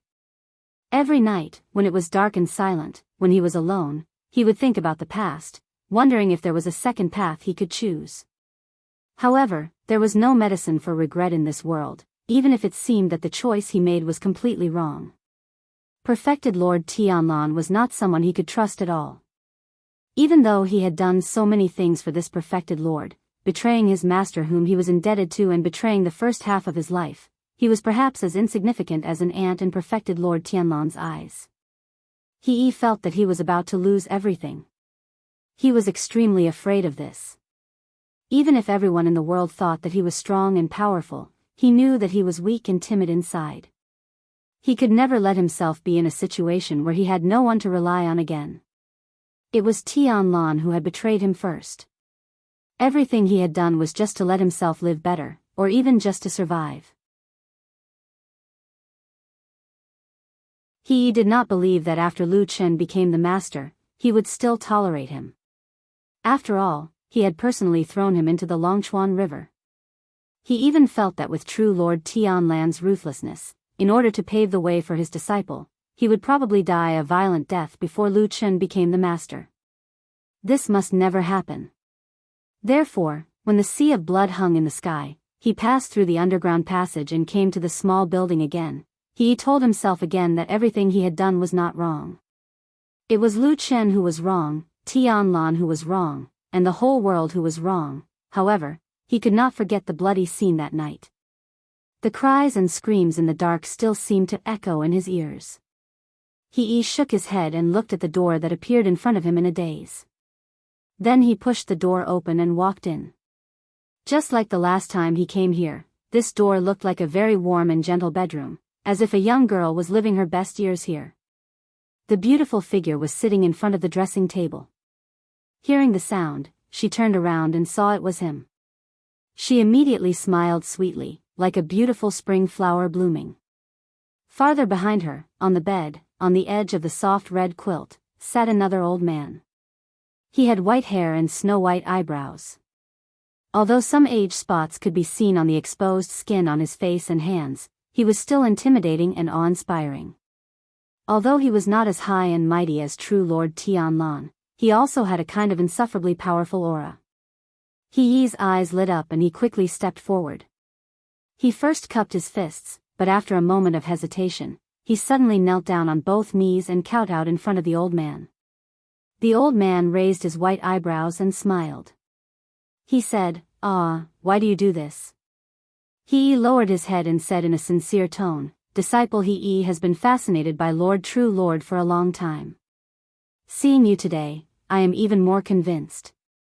All the things in the past were just because I didn't see a wise master. If Lord True Lord doesn't abandon me, disciple is willing to die for Lord True Lord. The old man laughed and said, You call me disciple the moment we meet. I don't remember having a master-disciple relationship with you. He's body trembled and his eyes turned sharply. Then he said with great joy, If I have the honor, he is willing to be Lord True Lord's disciple and I will die for you. The beautiful woman, Song Wenji, stood at the side and watched this scene. She smiled faintly, but a complicated expression flashed across the depths of her eyes. There was a tinge of coldness and a hint of mockery. She turned to look out of the window and saw that the sky was oppressive and the sea of blood was surging. She thought to herself that this filthy world would rather the end of the world come sooner.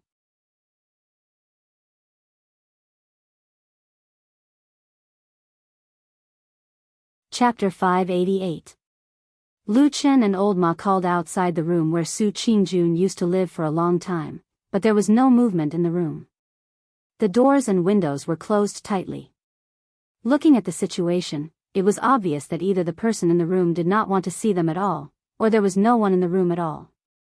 The two looked at each other, and their faces were a little ugly, because this was not the first time they came to find White Lotus but did not get any results. From their conversation that day, they remembered that they had not seen White Lotus for a long time. This was the third time they came here, but every time they came, the door was closed. If it happened once or twice, it could be said that it was a coincidence that White Lotus did not go out, but they did not see her 3 times in a row. Moreover, Lu Chen and Old Ma were both careful people, and they had secretly inquired before. These days, no one in Fuyunji had ever seen White Lotus. So, either White Lotus did not go out at all these days and locked herself inexplicably in the room as if she was meditating, or something happened that they did not know. Old Ma looked at Lu Chen and whispered, "Something is wrong." Lu Chen nodded, and at the same time, he also understood the meaning in Old Ma's words that was not clear, but very obvious. After a moment of silence, he nodded and said, "Let's go in and have a look." The door was tightly shut and locked, but this was just an ordinary house. It was not the kind of immortal's cave that was protected by a powerful magic circle or a powerful mechanism. For the two of them who had been in the dark world for so many years, there was not much difference between having a barrier and not having a barrier. Old Ma nodded, walked over, stood in front of the door, and used his body to block his hands. At the same time, Lu Chen walked behind him calmly and naturally, with his back to Old Ma, facing the road outside and glancing around. In order to meet White Lotus, they had purposely chosen a night when they were most likely to be at home. Therefore, there was no one on the road outside. Old Ma stood still, and because his body was blocking the view, they couldn't see what he was doing. But after a while, they heard a muffled sound, and then there was a clatter behind the door, as if something had fallen to the ground. Old Ma breathed a sigh of relief and pushed the door with his hand. The door creaked open. A cool breeze blew past them. Lu Chen and Old Ma both frowned and walked in. The room was still a little dark, but everything was laid out before them, and, looking round, they had their answer. "There's no one in this house," Old Ma said in a deep voice. Lu Chen walked to the side of the table, touched the surface of the table, glanced at it, and said lightly, "No one has cleaned here for a few days." Old Ma looked around and said, "The furniture is good and neatly arranged. No one has done anything here." Lu Chen nodded, and after a moment of silence, said, "She left here by herself and never came back." The two looked at each other, and then fell silent. Because of the strange blood sea anomaly in the sky, the scenery in Immortal City and Mount Celestial Dragon had become very strange. During the day, the light was blocked by the blood sea in the sky, so many places were very dark, but in the middle of the night, when everything was quiet and dark, many places were brighter than usual because of the strange dark red light emitted by the blood sea anomaly in the sky. Lu Chen and Old Ma walked on the road. The dark red light shone on them, and even their faces seemed to be a little red. Usually at this time, the road should be dark, but now they could see the surrounding scenery clearly. However, everything was smeared with a layer of red, and it looked a little frightening. After walking for a while, Lu Chen suddenly said, "You go back first, I'll go to Kunlun Temple." Old Ma was shocked, and his mind turned. After a moment, he frowned and said in a deep voice, "What do you want to do?" Lu Chen said, "White Lotus has a special identity. Although she is usually not favored by that damn Baldy, as long as Fuyunji and that damn Baldy don't fall, and she doesn't provoke those soul-severing old men, no one in Zhengxiameng will dare to touch her. The only one who has that idea." At this point, Lu Chen stopped and didn't continue, but Old Ma already understood what he meant, and his frown deepened.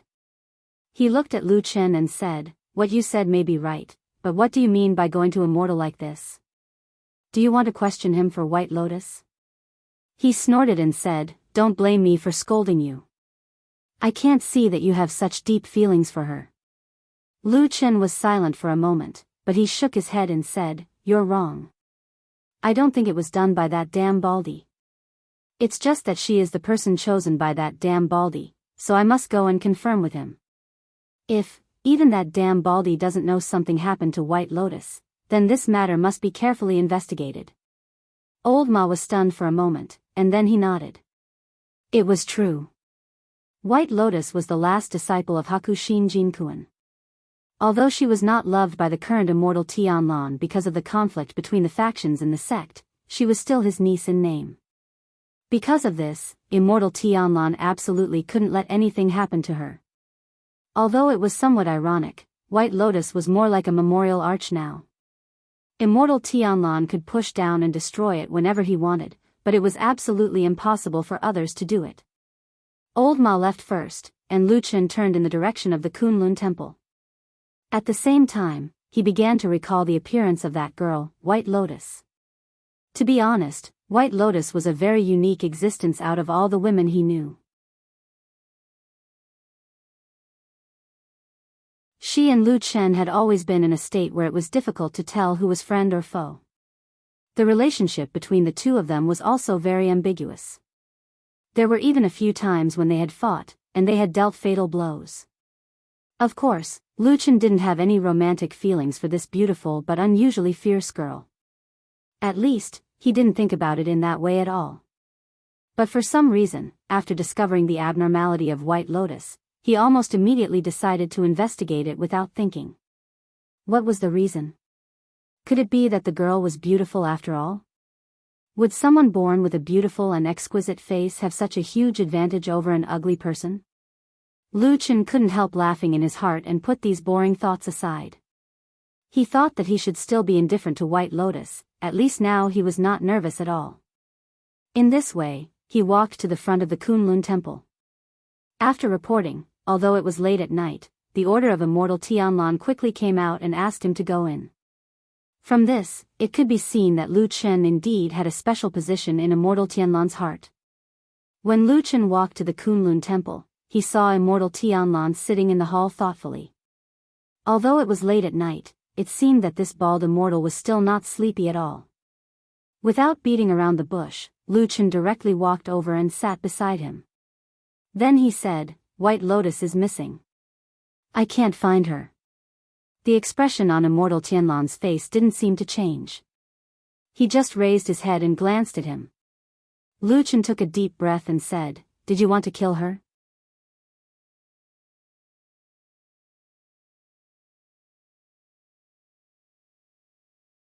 Chapter 589.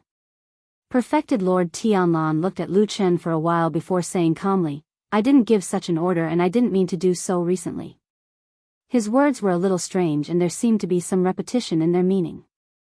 However, Lu Chen understood and nodded silently. Given Perfected Lord Tianlan's current power and status, he could naturally end someone's life with a single word. However, if it was inconvenient for him to kill someone, there were many ways to do it for him. As long as the people around him knew what he meant, countless people would do it for him.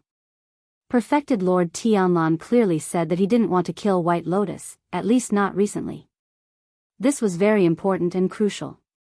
However, although Lu Chen was a little less worried because of this, he frowned again. If it wasn't done by Perfected Lord Tianlan, where could White Lotus have gone? Lu Chen lowered his head and pondered for a while. Then, he felt Perfected Lord Tianlan's gaze on him. After a moment of hesitation, he calmly told him the entire process of him looking for White Lotus. In the end, he said softly, "I feel that this matter is a little strange, so I came to tell you." Perfected Lord Tianlan looked at him and suddenly smiled, as if he didn't care about White Lotus's fate at all. He merely sized up Lu Chen and said with a smile, "Are you suspecting me? Aren't you afraid that I'll get angry because of this?" Lu Chen shook his head. "I'm not suspecting you. I'm just here to confirm with you."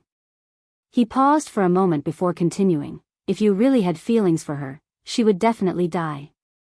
At the same time, she wouldn't have left so many loose ends." Perfected Lord Tianlan laughed. "You're quite confident in me." Lu Chen said, "After all, you're the one who nurtured me. There's probably no one in the world who knows how powerful you are more than me." Perfected Lord Tianlan said, "Seems like you've improved your other skills while you weren't by my side all these years. You're really good at flattery. You're not embarrassed at all. You're better than me when I was young." Lu Chen lowered his head slightly and said, "You flatter me. When I was in the evil cult, I learned it myself in order to survive. Perfected Lord Tianlan's expression froze for a moment before returning to normal. After pondering for a moment, he said, "Wait a moment."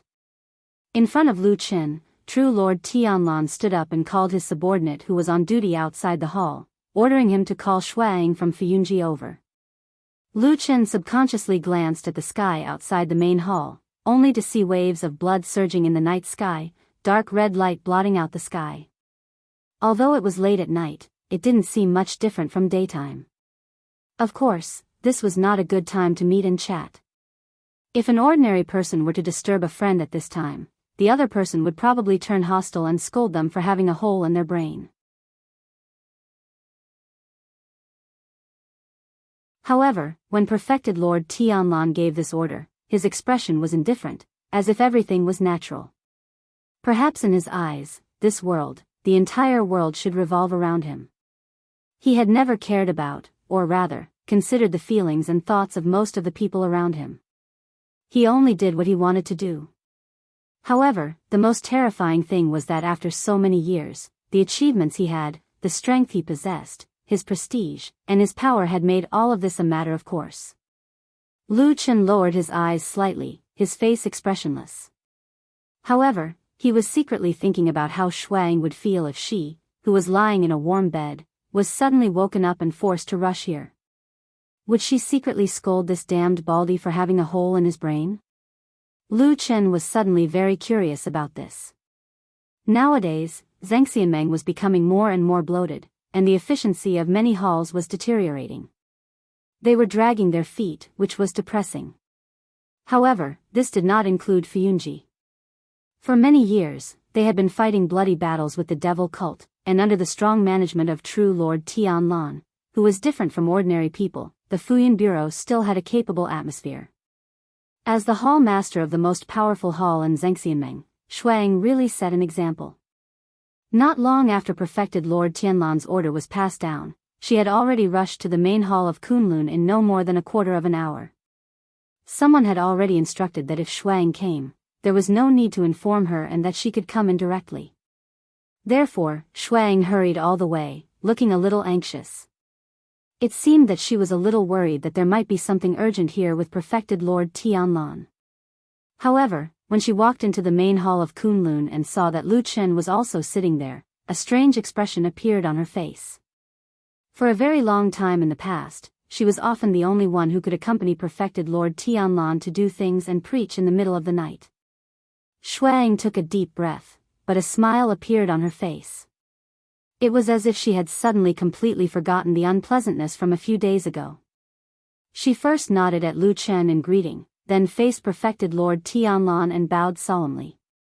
She said softly, "My lord, are you looking for me?" Perfected Lord Tianlan nodded, but did not say anything. He only pointed at Lu Qin. Seeing Shui Ying's somewhat surprised gaze turn towards him, Lu Qin had no choice but to tell her about White Lotus again. At the same time, he was also secretly observing Shui Ying's expression. After all, Shui Ying's position on Celestial Dragon Mountain was special. She had been in a delicate situation recently, but she still had such a powerful force in her hands. If she really wanted to do something, even Lu Qin was not confident that he could completely stop this woman. Perhaps only Perfected Lord Tianlan could completely suppress her. After hearing Lu Qin's words, Shuang was first surprised, then a thoughtful expression appeared on her face. At the same time, Perfected Lord Tianlan slowly opened his mouth and called out to Shuang. "Shuang! Your subordinate is here." Shuang bowed respectfully to Perfected Lord Tianlan. Perfected Lord Tianlan said, "I asked you to secretly watch over White Lotus, right?" Lu Qin's heart skipped a beat. Shuang nodded and said, "Yes, I have already arranged for people to watch over her. When she did something unusual a few days ago, we stopped her. However, ever since you agreed to let her go to the western continent's Kunlun mountain, she seemed to be much more well-behaved when she returned to the Immortal City. Furthermore, you only told me not to let her leave the Immortal City casually. You did not forbid her from leaving the Immortal City on normal days, so I have probably slacked off a little. They will only appear near the borders of the Immortal City. At other times, they are probably careless. Her expression was solemn as she said to perfected Lord Tianlan, "This matter is my dereliction of duty. Please give me a few days' time.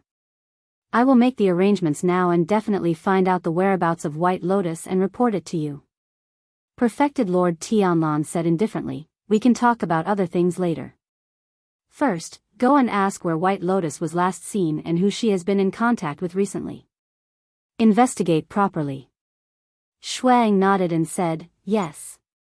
She then stood up and quickly left the hall. Sitting at the side, Lu Chen, who had not said a word throughout the entire process, frowned and said, "From what you said just now, could it be that you suspect someone?" Perfected Lord Tianlan harumphed and said coldly with a murderous expression, "In this immortal city, the only ones who dare to go against me and play tricks in the dark are those 4 to 5 old soul formation cultivators. It's good that this matter has come. I was planning to have a good chat with them anyway." Lu Chen looked at his expression and did not say anything. However, he only felt a slight chill around him. The night outside the hall seemed to be getting colder and colder. The wind was also getting stronger.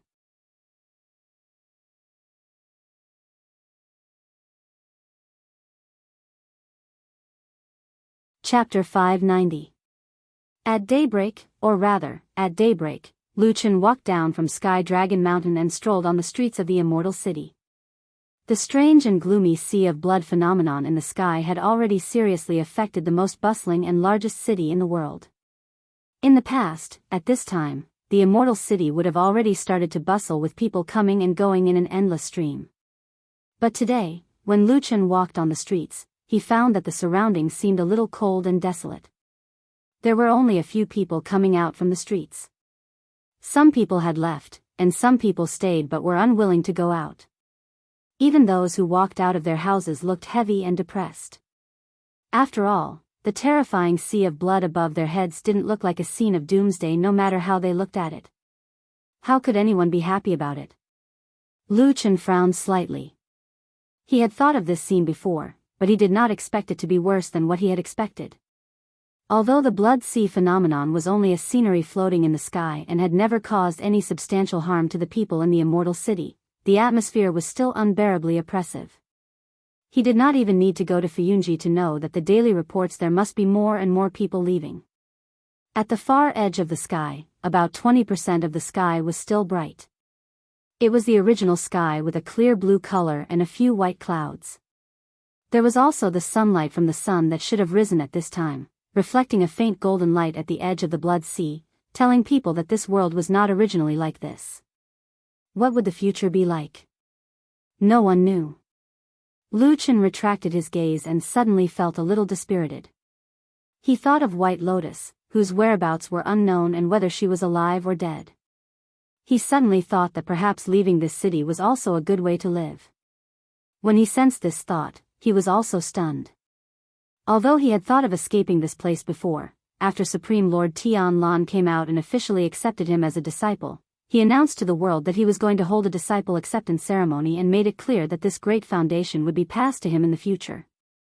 Lu Chen had long given up on this idea of escaping. His thoughts were all in this intense and violent power struggle to gain a firm foothold and fight for everything. He had never considered this bitter. Perhaps he was born a commoner. For the sake of power, for the sake of power, for the sake of strength, he could give up everything. He cursed that damned Baldy all day long, but perhaps in the depths of his heart, what he yearned for the most was to become that kind of person. But on this day, for some unknown reason, his will seemed to be slightly shaken. Perhaps, it was just an inexplicable melancholy on the morning of a new day. Lu Chen laughed bitterly in his heart. Just as he was about to leave, he suddenly saw a somewhat familiar figure walking over from the street in front of him. The other party also seemed to see him, and a trace of surprise appeared on his face as he stopped in his tracks. It was Song Wenji. On the street in the early morning, under the oppressive and gloomy sky, they met by chance on this cold and desolate street. Morning. Lu Chen was the first to speak. He nodded at Song Wenji politely but not politely, greeting her. Song Wenji also revealed a trace of a smile. In this oppressive and gloomy street, her appearance was still beautiful. Moreover, perhaps it was Lu Chen's misconception. Under her familiar charm, on this morning, Song Wenji's clear and bright eyes faintly carried a trace of strange innocence. Like a playful child, longing for the beautiful scenery outside the house, secretly running out of the house early in the morning, breathing in the fresh air, running to her heart's content on the small path between the mountains. Her skirt fluttered, the cool breeze swept past her smiling face and hair, leaving behind a clear and melodious laughter like a wind chime. That was an innocent child, that was a beautiful time. Elegant like a bubble, bursting in an instant. She stood under this terrifying dark red sky, still that enchanting seductress. She buried her innocence, changed her smile, walked over, and said with a smile, "Were you busy last night? Why are you here so early in the morning? Did you just come down from the mountain?" "Yes." Lu Chen said smoothly, "Last night, my teacher came to talk to me about something, but it was delayed, so I just came down from the mountain." "What about you?" Song Wenji seemed to say it casually, "I also." "Oh, I went to bed early last night. When I woke up in the morning, I was moved and wanted to go out for a walk." She changed her words. Lu Chen noticed this. After glancing at Song Wenji, he thought that maybe she felt that it was not nice to say that. Lu Chen could stay with perfected Lord Tianlan for a whole night to discuss things, but if she told others that she stayed with perfected Lord Tiehu for a whole night, no matter what she said or did, there would probably be countless rumors immediately. Even though the rumors had already spread like wildfire, it was still a rumor. But no matter what, it seemed that this woman still wanted to maintain her mood and dignity this morning. Lu Chen smiled and nodded, saying to Song Wenji, "You are the most comfortable. I have been busy all night and haven't eaten anything yet. How about this, have you eaten? I'll treat you to breakfast." "Breakfast?" Song Wenji looked at Lu Chen with some surprise. For successful cultivators like them, the normal need for food had actually been reduced to a negligible level. Most of the time, they only had a taste for ordinary people's food. However, perhaps it was because Lu Chen's smile looked gentle, or because in the past few years, after the rumors about her and perfected Lord Tiehu spread, no other man dared to invite her out like this. Was it because he was the disciple of perfected Lord Tianlan? Her heart jumped a few times, then she suddenly revealed a smile. That little bit of pure joy was mixed with the beauty that could charm all living beings. She nodded heavily and said, "Okay." The Immortal City was a huge city with countless people. Although there were many cultivators, there were even more ordinary mortals living here. Because of Zhengxianmeng's strong maintenance of order, cultivators and mortals were like two completely different classes, living peacefully in this city. To eat breakfast, of course, they had to go to a place where mortals lived. Lu Chen led Song Wenji through a few streets, came to a street where mortals lived, and turned into a very lively alley. Then, in front of them, was an extraordinarily lively stall. Along the alley, there were at least a few hundred people, either standing or sitting, eating breakfast here, talking and laughing, as if the smoke of the mortal world was blowing in their faces.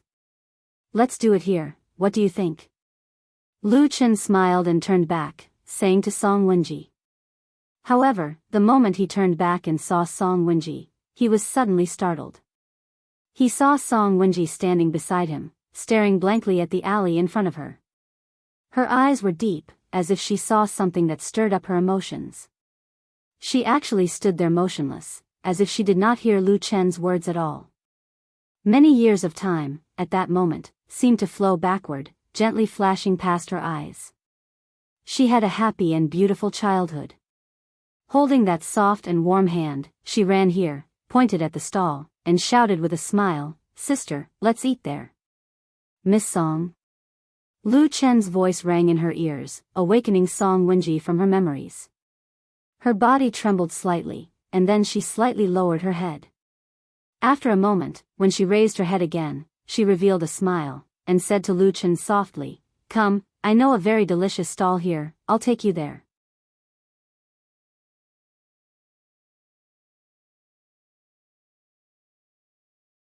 Chapter 591. A small wooden table and a shabby chair were placed casually on the roadside of the alley. A canvas was propped above their heads.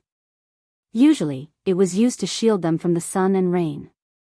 But now, it also blocked the dark red glow above their heads, making people feel at ease for no reason. A bowl of wonton, a little sesame oil, sprinkled with fresh green onions, was steaming hot and fragrant. It was somewhat appetizing, making people salivate and have an appetite. A big bowl was placed at the corner of the table, with chopsticks and spoons inside. Song Wenji happily took the white porcelain spoon, squinting her eyes to smell the fragrance. She took a deep breath, revealing a somewhat satisfied expression on her face. Lu Chen looked at her from the side, and then looked at the same bowl of wonton in front of him. After a moment of hesitation, he also picked up the spoon and scooped a mouthful of soup, tasting the taste. Song Wenji was not in a hurry to eat, revealing a somewhat expectant expression. She looked at Lu Chen and said with a smile, "How is it? Is it delicious?" Saying this, she sighed again and said, "This is an old stall for many years. I ate here when I was a child. The taste is too delicious." Lu Chen looked at the bowl of wonton in front of him. A glimmer of light flashed in the depths of his eyes, and then he raised his eyes to look at Song Wenji. This woman, in Tianzhu Hall and even in Zhengxianmeng, with her identity as the adopted daughter of immortal Tiehu, could be said to be in the limelight of the younger generation. Even if she could not completely do as she pleased, but most of the time, she should be free to do whatever she wanted. She had been in Tianzhu Hall for a few years, but in these few years, listening to the meaning of her words, it seemed that she had never returned here to eat the food that she had always been thinking about. Was it because she had been too busy these years and had no time to come over, or was there another reason? And these words, which vaguely revealed some secrets, were heard by ordinary people, but for Lu Chen, it was very easy for him to detect the subtle inappropriateness of it. Logically speaking, Song Wenji should have known about Lu Chen's identity and the suspicious points in her words, but she still said it. What did that mean? Lu Chen was silent for a moment, but he didn't answer Song Wenji's question. Instead, he smiled at her and said, "Looks like you're in a good mood today. Did anything good happen recently?" "How could there be anything good? There should be a lot of bad things." Song Wenji sighed and scooped some soup with a spoon, but she didn't drink it. It seemed that she was afraid of the heat. She swirled the soup in the bowl twice and said, "Do you know what happened in the rain listening building on the mountain a few days ago?" "Yes, I went there that night too." "I watched from outside the building," Lu Chen said. Song Wenji glanced at him. For some reason, she seemed a little embarrassed. Her cheeks blushed slightly. At that moment, she was as tender and beautiful as a peach. She was a little shy and a little melancholy. She sighed and said, "I lost face. Did you see it that night?" "I was very embarrassed, wasn't I?" Lu Chen said seriously, "A little embarrassed, but when it comes to losing face, it's definitely not like that. That matter has nothing to do with you. It's all that perverted thief's evil deeds. He deserves to die 1,000 times, but you are innocent and implicated." Song Wenji's eyes flickered like sparkling gems. She didn't look like a little girl who was sad and tearful. She always looked beautiful and charming with a bit of heroic spirit and strength. It was rare to see her weak side. She looked thoughtful and said, "What you said makes sense. Unfortunately, the world is like this. When a woman is humiliated, even if she doesn't lose her chastity, there will be endless rumors." She looked at Lu Chen and asked, "In the past few days, have you heard those rumors about me?" Lu Chen was silent. He didn't know what to say for a moment. To be honest, he had indeed heard those rumors. In this cultivation world where men were respected, a beautiful woman with her clothes torn and tattered at night would naturally cause people's imaginations to run wild and imagine many things and scenes. When it came to these matters, Lu Chen sometimes felt that there was no difference between cultivators and mortals. He didn't say anything, but Song Wenji naturally knew the answer. She shrugged and didn't look particularly angry. She only smiled and said, "But it seems like you don't believe it." That's not bad. People like you are very rare. I thank you. Lu Chen waved his hand and said, if I really believed those nonsense, then I would be stupid. Song Wenji's bright eyes stared at him. The expression on her face seemed to be somewhat complicated. After a while, she suddenly opened her mouth and asked Lu Chen, I heard that a long time ago, you were a shadow in Fuyunji? Lu Chen's heart trembled slightly, but his expression didn't change. He nodded and said, that's true. Song Wenji seemed to sigh and said, to be able to go from a shadow that no one knows about to becoming the disciple of a true monarch in the Floating Clouds Bureau, your experiences can really be said to be legendary. I just had a bit of luck. Lu Chen said lightly. Then he looked at her and said with a smile, everything was fine. Why are you suddenly interested in my past? Song Wenji didn't say anything. On this depressing and gloomy morning, in this bustling mortal street, they sat on a shabby table and chair in the middle of the crowd, like an ordinary husband and wife in the mortal world. They looked at each other with calm expressions. The people around them didn't seem to notice anything, using the smoke and fire to cover the faint fierceness in their eyes. What does it feel like to be a shadow? Song Wenji's white, jade-like fingers held the white porcelain spoon and spun it in the bowl of wonton in front of her. As the porcelain spoon gently touched the wall of the bowl, it made a crisp sound. The soup was no longer as hot as before, and there were wisps of white smoke curling up, making her face look a little blurry. Lu Chen thought to himself that she didn't seem to have eaten a single wonton until now. After a moment of silence, Lu Chen said, probably because I couldn't eat well or sleep well. I was afraid every day, and my heart was always on edge. I always felt that maybe in the next moment, I would be stabbed to death, or surrounded and captured by a group of people, and then tortured to death. Song Wenji's fingers paused for a moment. In the light white smoke, she raised her head and looked at Lu Chen. After a while, she said softly, that didn't feel good, right? It didn't feel good, so I chose to stab someone to death with a knife. Lu Chen said with a slightly self-deprecating tone, and then he stretched out his palm and said with a self-deprecating smile, look, it's stained with blood. Suddenly, Song Wenji's hand came through the white smoke and held Lu Chen's hand. Lu Chen's expression froze, and he almost subconsciously shrank back. He didn't look at Song Wenji, but looked around himself. A fierce intent spread out around him in an instant, and then dissipated. I didn't ask someone to ambush you here. Song Wenji said, after all, you are the most beloved and only disciple of Supreme Tianlan. If something happens to you, no one can bear the wrath of that person, not even me. At that time, I'm afraid even my foster father can't protect me. Lu Chen smiled and said, it seems that I still have a good backer. Song Wenji's eyes were slightly blurred. She looked at the palm in her hand. This man's skin was not delicate, and she felt rough and solid when she touched it. It was as if he was used to holding weapons, but for some reason, it didn't smell blood as she had imagined. It's not easy to be a shadow, she said faintly. Lu Chen looked at her and didn't say anything. Then, as expected, she continued, with some emotion and some contempt, saying, unfortunately, some people are still racking their brains to do it. Lu Chen looked at her without blinking. The smile on his face slowly disappeared, and there was some coldness in his expression. Song Wenji didn't seem to care and let go of her hand. But Lu Chen suddenly turned over his palm and suddenly grabbed her slender, white, and soft palm. Song Wenji looked up at him, her eyes were as clear as water. Lu Chen looked at her for a while, and the frost on his face gradually receded. After a while, he let go of her hand and said gently, quickly eat breakfast, or it'll be cold. Song Wenji looked down at the bowl of wonton, and used her fingers to scoop up a spoonful of soup. But she shook her head, and with an indifferent expression, she stood up and said, it's not good anymore. The taste of when I was young is gone. As she spoke, she threw down the spoon and turned to walk away. Not long after, she left the warm and bustling alley, but in the eyes of cultivators, seemed to be a bit lowly and ordinary. She walked away without looking back.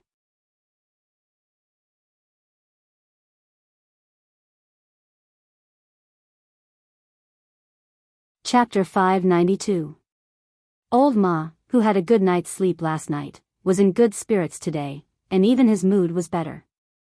Although his situation was not particularly good during this period of time, there were still some annoying things. For example, the way to leave the immortal city, which was a troublesome place, was inexplicably taken away by Chen He. But now that he thought about it, things were actually not too bad. Although the sea of blood in the sky above looked very scary, the legendary or imagined doomsday had not yet appeared. No one knew what the future would be like. Maybe it would be fine. And Chen He, who was proud of his success a few days ago, had his family destroyed overnight. This also made Old Ma secretly feel a little lucky.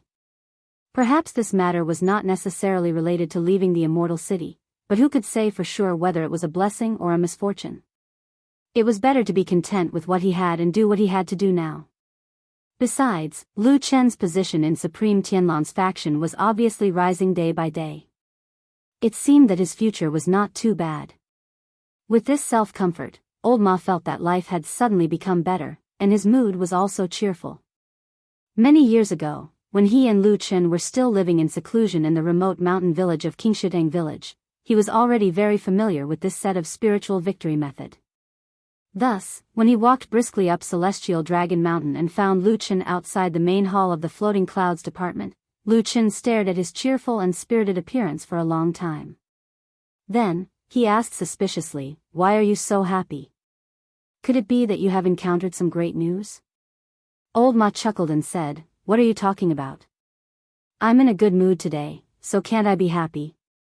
Lu Chen raised his head to look at the gloomy and oppressive sky, and then turned to look at the austere and solemn Floating Clouds Bureau, as well as those people who always had solemn and grave expressions on their faces. He then said to Old Ma honestly, "Everyone on this mountain has a bitter expression on their faces. As long as you are the only one who is relaxed and happy, then everyone will find you an eyesore." Old Ma was taken aback. He quickly looked around and found that it was just as Lu Chen had said. After a moment of shock, he hurriedly pulled him aside and asked in a low voice, "Did something happen again?" "Actually, it's nothing big," Lu Chen said, "it's just that the damn Baldy was in a bad mood today. He ran out and quarreled with someone, which caused quite a commotion. He just came back." Old Ma's eyes widened. After a moment, he gasped. What was Perfected Lord Tianlan's status? Even among Zhengxianmeng, who was almost invincible in the world of cultivation, he was now the number one in name and in reality. The number one person in Zhengxianmeng was, of course, the number one person in the entire cultivation world. Such a big shot went out to quarrel with someone today? And it caused quite a commotion? Old Ma was not stupid. Although Lu Chen's words did not make it clear, he could figure out that there were only a few people on Mount Tianlang who were qualified to quarrel with Perfected Lord Tianlan. As for other people, even if they were Yuanying Jinren, in front of an angry Perfected Lord of Huashan realm, they were more likely to be sent flying with a slap, rather than quarreling with words without violence. Old Ma's original joy suddenly dissipated, but he was not too depressed. After all, it seemed that a fight between immortals would not involve a small figure like him. Instead, he was a little more curious. He pulled Lu Chen and asked, "Which Perfected Lord is it?" He paused, thought for a moment, and said, "I guess it's most likely Perfected Lord Tiehu." Perfected Lord Tiehu was old-fashioned and upright. In Zhengxianmeng, Perfected Lord Tianlan was not very pleasing to the eye. Everyone knew that there were conflicts between Tianhun Hall and Fuyunji from time to time. Therefore, Old Ma's first reaction was that these two old enemies were quarreling again for some reason, but he did not expect the reaction to be so big this time. Unexpectedly, Lu Chen shook his head and said, "It's not Perfected Lord Tiehu." Old Ma was stunned and said in surprise, "What, it's not that person? It shouldn't be. Could it be Perfected Lord Guangbua from Dezayuan? Is he jealous of Fuyunji's recent profits? It's unlikely for the others. Perfected Lord Golden Dragon? He seems..." Lu Chen interrupted him and said, "Stop guessing. It's Perfected Lord Guyu from Starry Hall." Perfected Lord Guyu? Old Ma was really shocked this time. There was even a look of disbelief on his face. He said, "It shouldn't be. Isn't Starry Hall on good terms with us recently? Not to mention the other things, Starry Hall handled and guarded the devil cult's catacombs at the foot of the mountain together with us. Why are the two of them quarreling?" Lu Chen shrugged and said, "Who knows? I heard that perfected Lord Gu punished a few of his trusted disciples. One of them was accused of being too close to Fuyunji. When the news came out, the damn Baldy flew into a rage. He ran to perfected Lord Gu and quarreled. He even said that your Starry Hall is not clean either. You're always stuffing nails and shadows into Fuyunji. Don't think that we don't know." Old Ma was speechless for a moment. Although what Lu Chen said sounded unbelievable, he really didn't dare to deny it. Because he knew in his heart that these words were very likely to be true. However, there seemed to be something strange about this matter. "Do you feel that there's something wrong with this matter?" Lu Chen pulled Old Ma and walked around the Floating Clouds Department's main hall towards the Kunlun Palace at the back. At the same time, he asked Old Ma in a low voice. Old Ma nodded very honestly. After a moment of silence, he said hesitantly, "Logically speaking, the two of them are of such high status. How could they, they shouldn't quarrel so easily." Lu Chen said faintly, "Because I just talked to the damn Baldy last night.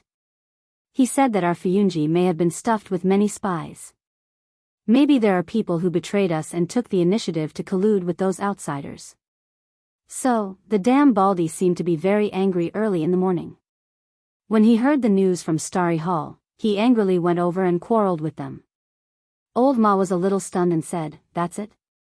Lu Chen nodded and said, "That's it." But then he smiled and said thoughtfully, "But I always feel that he seemed to be doing it for someone to see. What do you think?" Old Ma was silent. These words, including some deeper speculations, could be said by Lu Chen at will, but he had some taboos. He looked at Lu Chen from the corner of his eyes. He saw that Lu Chen's face was solemn. He seemed to be thinking about something, but his eyes gradually brightened. Probably, he is finally going to start.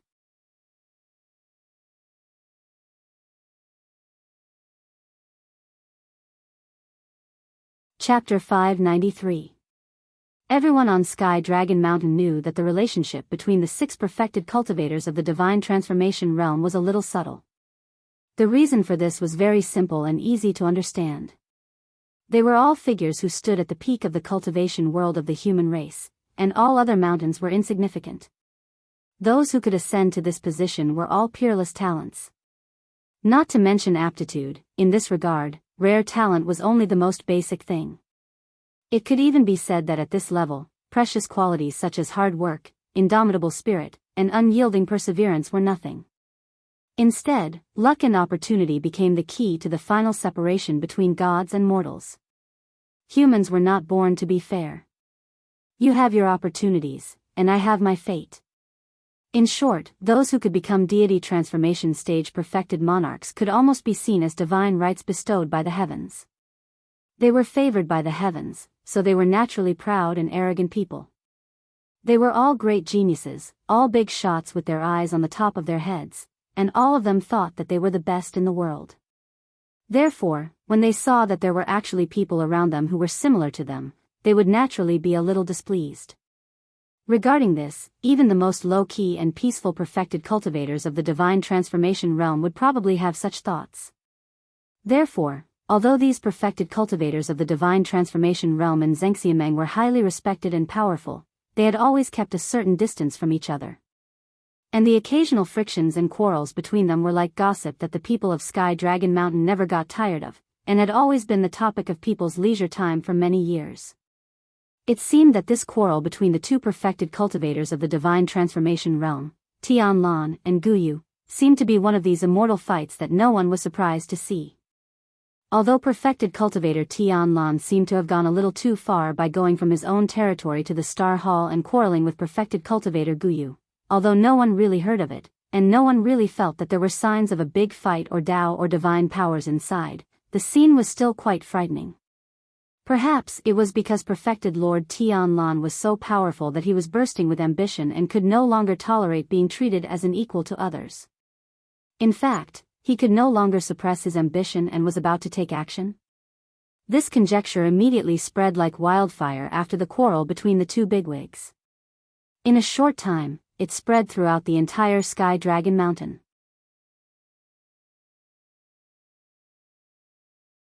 In the blink of an eye, it even overshadowed the drama of immortal Tiehu punishing the perverted thief in the rain-listening tower for the sake of his adopted daughter a few days ago, and became the focus of everyone's attention.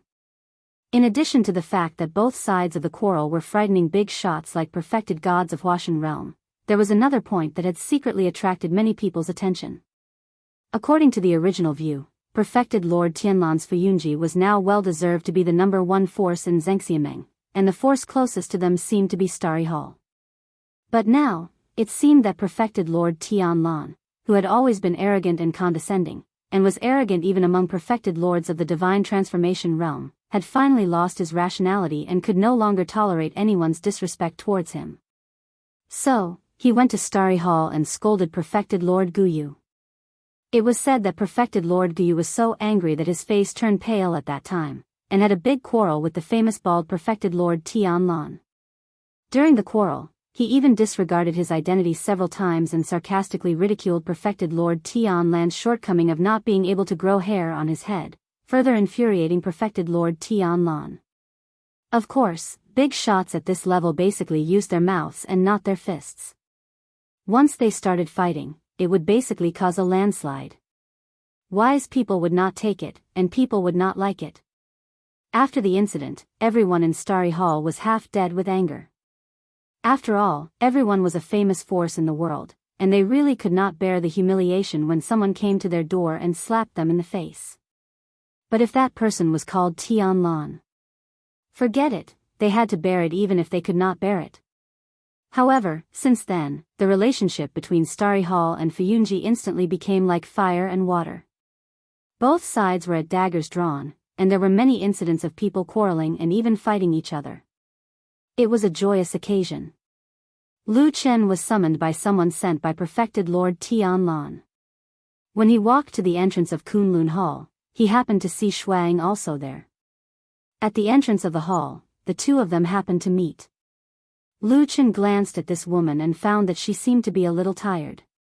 He did not know if it was because she had been too busy recently and was under too much pressure. Thinking about it, it must have been hard on her. Originally, a large hall like Fuyunji already had a lot of affairs to deal with, but the big shot at the top did not stop worrying.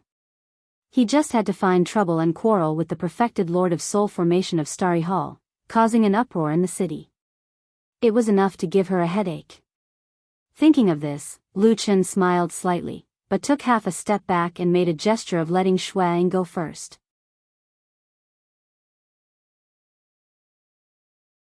Shuang was obviously startled and could not help but take another look at Lu Chen. Ever since the power struggle outside Chen He's house, the relationship between the two had deteriorated rapidly. Unexpectedly, Lu Chen seemed to take a step back today. But no matter what, this was also a kind gesture. Shuang was not the kind of woman who put everything on the surface. Although she had some doubts in her heart, she still put on a gentle expression and nodded at Lu Chen. After pondering for a while, she still walked through the door first. After all, there were many eyes and ears watching in the surroundings. Perhaps this situation could let them understand something. There were no outsiders in the hall. Only perfected Lord Tianlan sat there and seemed to be cursing. When he saw them enter one after another, his gaze swept across them. His expression did not change much, and he beckoned them over. Seeing that this person seemed to be a little angry and anxious, Lu Chen frowned. He felt that this damn baldy was a little unusual. At least in his memory, he had almost never seen him not calm like this. When Shuang and Lu Chen approached, perfected Lord Tianlan did not let them sit down and talk. He asked directly, "I heard that there were people who had a dispute with Starry Hall and even fought?" Shuang nodded and said, "Yes, there were 17 disputes between the two sects in the past few days.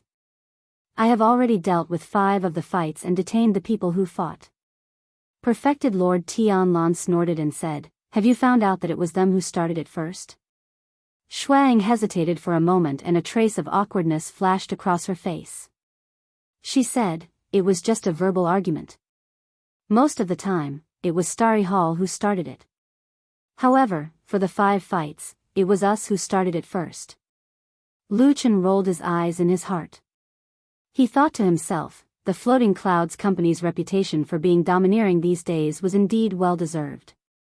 It was clearly his boss who had acted rudely, scolding others in their territory. In the end, he was still arrogantly bullying others. Perfected Lord Tianlan snorted again and said, "Who won and who lost the fights?" Shuang said, "Most of the time, it was our people who won." After a pause, she lowered her voice a little, but the 2 people around her could still hear her clearly. She said, "Most of the time, we have more people. More people bullying less people. This is no different from a street gangster," Lu Chen thought. At this moment, Perfected Lord Tianlan said angrily, "Well done, release the people you detained. That old fart Gu dared to call me Baldy. This time, I must teach him a lesson."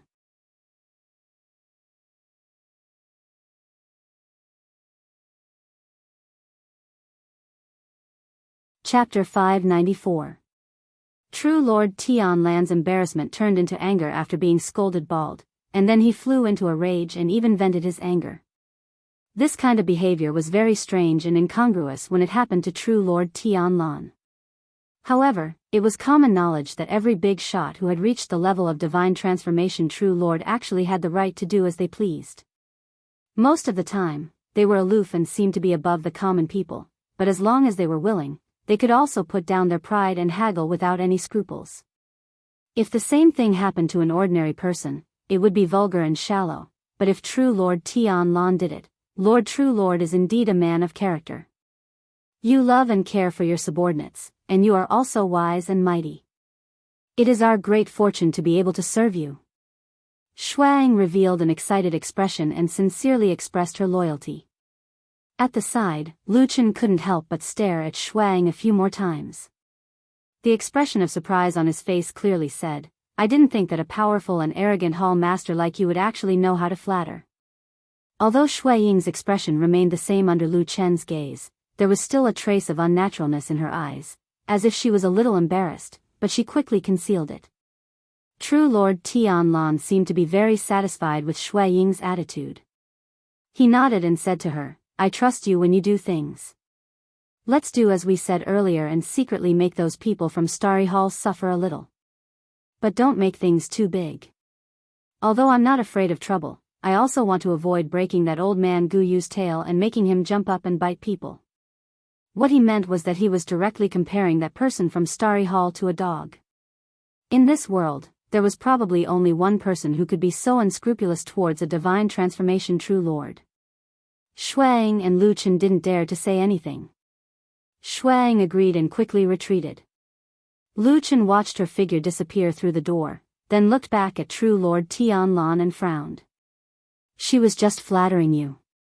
True Lord Tianlan's expression had already relaxed. Hearing this, he casually spread his hands and said, "Yes, but that was her own action. I couldn't do anything about it." Couldn't do anything about it? There was an old saying, when the superior likes something, the inferior will follow it. Lu Chen shook his head and opened his mouth to say something, but in the end, he closed it. True Monarch Tianlan did not notice Lu Chen's expression and said to him, "Let Shuang handle the matters of scheming with the other mountains in the Immortal Alliance. She is familiar with everything and has experience, so there is no need to worry. I called you here because I have something else to tell you." Shuang asked. Shuang said, "The people below have been investigating for a few days. Although they have not found White Lotus's whereabouts, on the last day, there were people who saw her figure in 3 different places." After saying that, he looked at Lu Chen meaningfully and told Lu Chen 3 locations in chronological order. These 3 places were not on Mount Celestial Dragon but on the streets of the Immortal City. Lu Chen's brows slowly furrowed.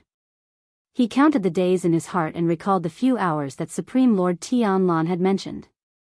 Suddenly, his expression changed abruptly. There was shock in his eyes as he raised his head to look at Supreme Lord Tianlan. True Lord Tianlan smiled and said, "Looks like you've thought of it." Lu Chen took a deep breath and said slowly, "Those 3 hours on that day, I happened to pass by those 3 places." After a pause, Lu Chen narrowed his eyes and said, "So she was secretly following me that day." Moo! A low cry came from the entrance of the main hall of Kunlun. Lu Chen looked in that direction and saw Oxen's huge body walking past the entrance of the main hall, followed by a black figure. It seemed to be Atsu. These days, Atsu would often come to play with Oxen. However, since Oxen was suddenly suppressed in the underground cave and suffered a great loss, Atsu's attitude towards Oxen seemed to have a subtle change. They no longer respected Oxen as they used to. They seemed to have realized that Oxen also had a weakness. But no matter what, Oxen was still powerful, so Atsu seemed to be willing to play the role of a follower until now. Lu Chen recalled that he seemed to have been brought into that underground cave by the green ox that day. His heart skipped a beat and he turned to look at Perfected Lord Tianlan again. Before he could speak, Perfected Lord Tianlan had already said, "Go. It seems that you have a clue. I don't care what you're going to do. In short, I want to see her if she's alive, and I want to see her corpse if she's dead." Lu Chen was silent. Then, he nodded and turned to walk out. When he walked out of the door, he paused and then barked at Atsu, who was not far away. Atsu took a look at Oxen and quickly ran to him, wagging its tail at him, looking very friendly. Lu Chen said, "Accompany me to do something." "Woof!" Atsu barked. It looked like he agreed. Lu Chen glanced at Oxen, who was lying lazily on the side, and strode over. Seeing that the 2 most capable and powerful people under him had left, True Lord Tianlan sat on the spot for a while and slowly let out a long sigh. A hint of fatigue actually appeared on his face. As if affected by his sigh, a golden light suddenly lit up on his chest. A moment later, the Kunlun seal actually flew out of his clothes and floated in the air. True Lord Tianlan took a look at the Kunlun seal and frowned, but didn't say anything. He casually waved his sleeve in the direction of the door, and an invisible gust of wind blew past.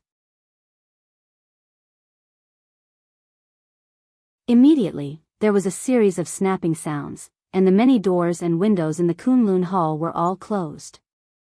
You have to be careful too. There are eyes and ears everywhere on this mountain. What if someone sees something strange and becomes suspicious? Black Dragon's thunderous voice rang out in the golden light. There seemed to be a hint of mockery in it. Didn't you say that this is the safest and most reliable place in the world? Why are you afraid of that? True Lord Tianlan smiled bitterly and said somewhat helplessly, "Who can really be absolutely safe? Enough of this nonsense." Black Dragon's voice sounded a little impatient. "Let me ask you.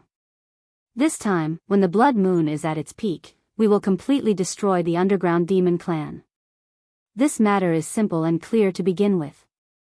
Why are you stirring up trouble again and again here, giving rise to new problems and tormenting yourself endlessly?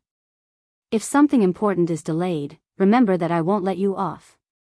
Faced with the Black Dragon's sudden threat, True Lord Tianlan's expression didn't change. With a composed expression, he said indifferently, "Don't worry, I will naturally do what I have to do. However, I think you don't mind taking advantage of this rare opportunity to do some trivial things while I'm at it?" The golden light flickered and the Black Dragon's panting could be heard from the depths of the light. At the very least, it sounded a little angry. However, for some reason, such a huge divine beast seemed to be somewhat fearful of True Lord Tianlan. After a while, the Black Dragon sneered and said, "You just have to control yourself. Otherwise, if you mess up something important, don't worry about me turning against you when the time comes." With that, the Black Dragon's voice disappeared. The golden light in the air faded and the Kunlun seal flew back to True Lord Tianlan's hand in a swaying manner. Perfected Lord Tianlan gripped the golden seal gently with a cold expression.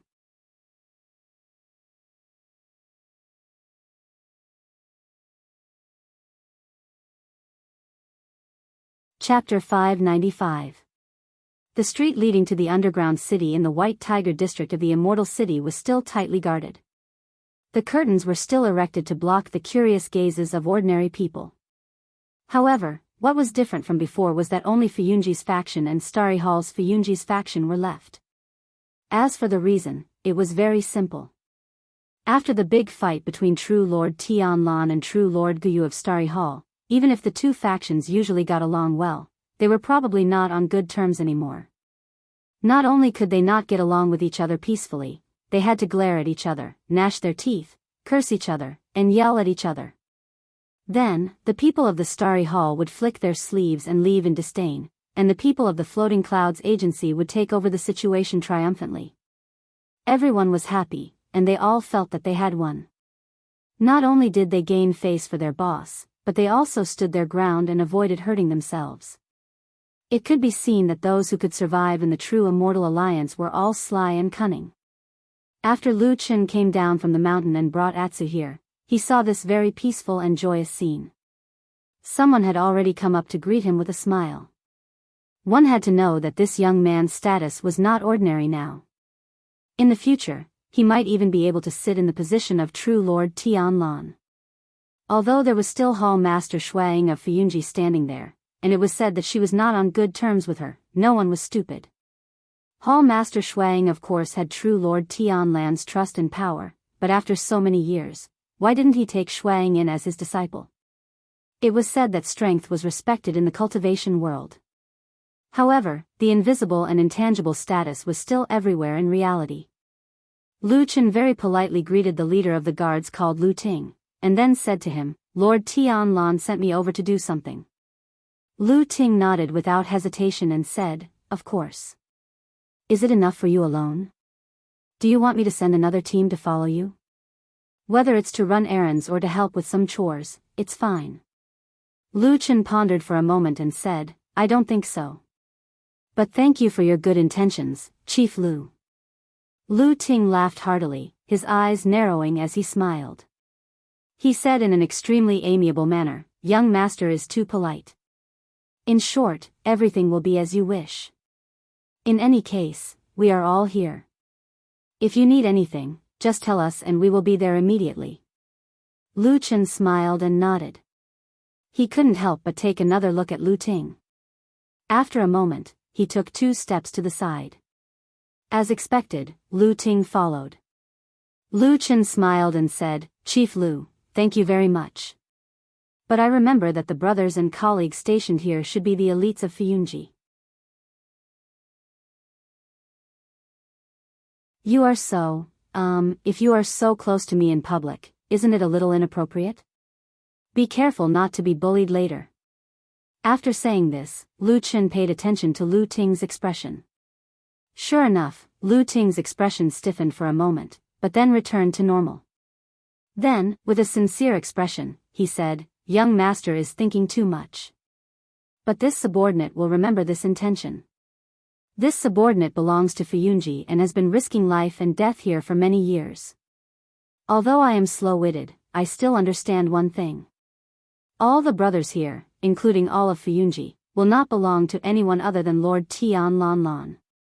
Even if there is such a person, it can only be the one that Lord Tianlan has recognized and recognized." At this point, it was basically impossible to go any further. The occasion and atmosphere were not suitable, but Lu Ting's meaning was very clear. Lu Chen's brows drooped, but he felt a little emotional. Although it had been a few days since he quarreled with Shuang, and it had been even longer since he officially became Lord Tianlan's personal disciple, other than old Ma who was originally with him, there was also Chen He, who he had instigated to defect to him, but then defected to Shui Ying's side. During this period of time, no subordinates of Lord Tianlan had come to his side.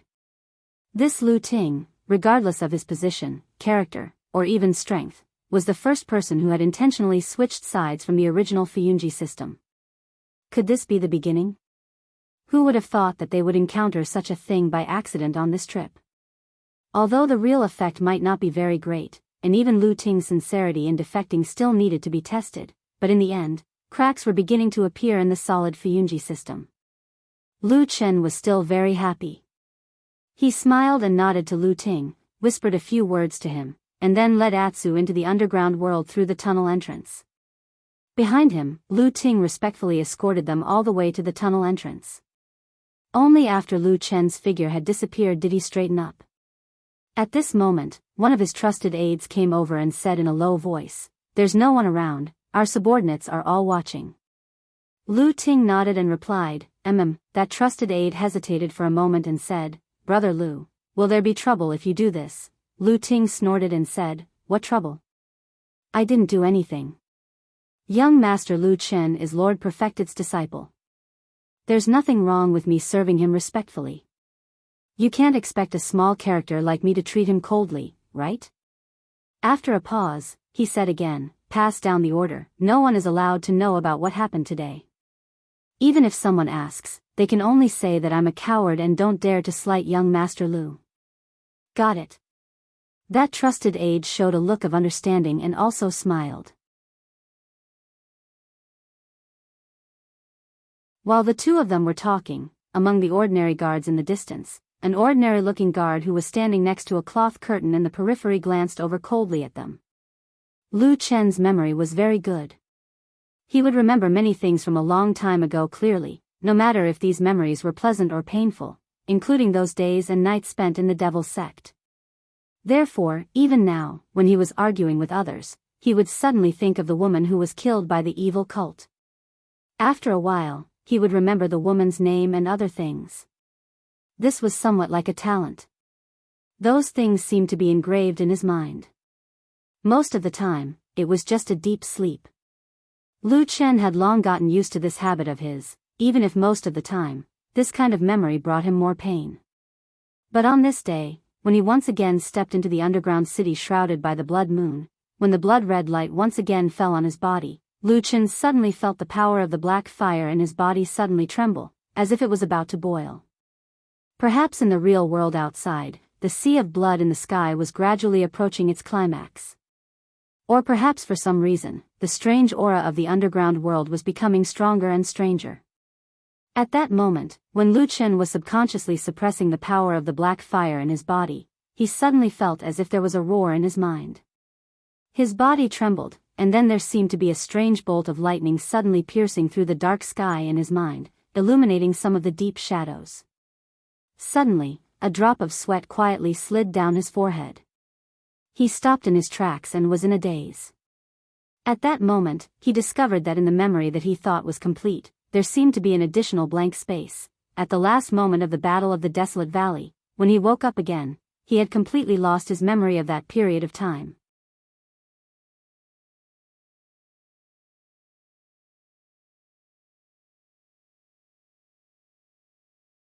Chapter 596.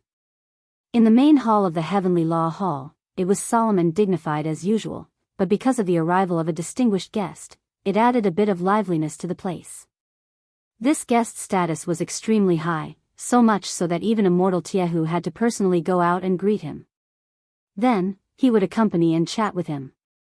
All the surrounding subordinates were dismissed, leaving only his most beloved adopted daughter, Song Wenji, to serve tea at the side.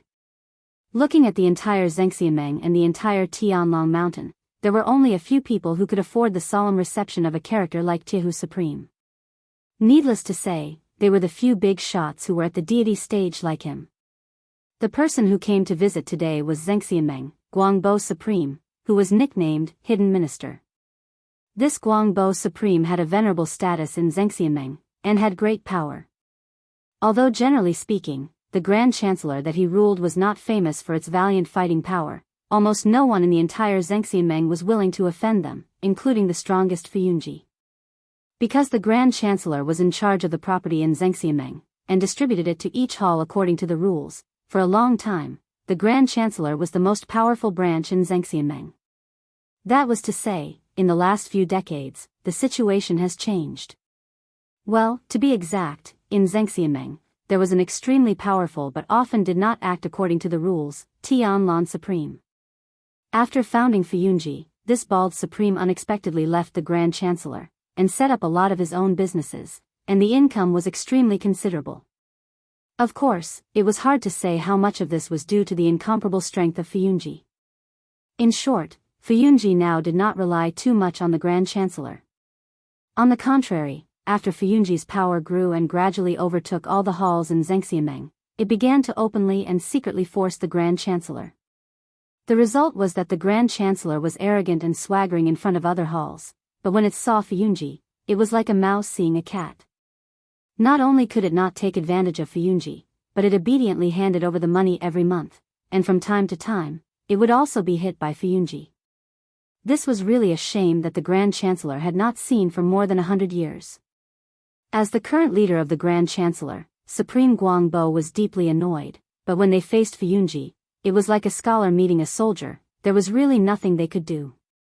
Even though Supreme Guangbo himself was also a perfected lord of Huashan realm, the damn-bald Tianlan was too strong. Although he always pretended to be brave and spoke in a tough tone, he knew in his heart that if he really fought with the damn-bald Tianlan, the chance of winning would not exceed 50%. Brother Guangbo.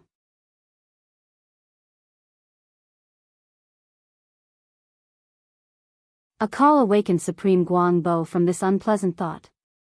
He looked up and saw Supreme Tiehu sitting next to him looking at him with a smile. He said, "This is the best immortal tea that was served a few days ago. It is said to be a rare treasure in the world. To be honest, did you come here specially because you heard about this thing?" Supreme Guangbo laughed and said, "Brother Tiehu still knows me well." While talking and laughing, Song Wenji next to him leisurely walked over and carefully served the immortal tea. Supreme Guangbo glanced at her and was slightly startled. He saw that in the white smoke and the fragrance of the tea, this woman's face was charming and beautiful, but also seemed to have a trace of mystery, which was a kind of soul-stirring feeling.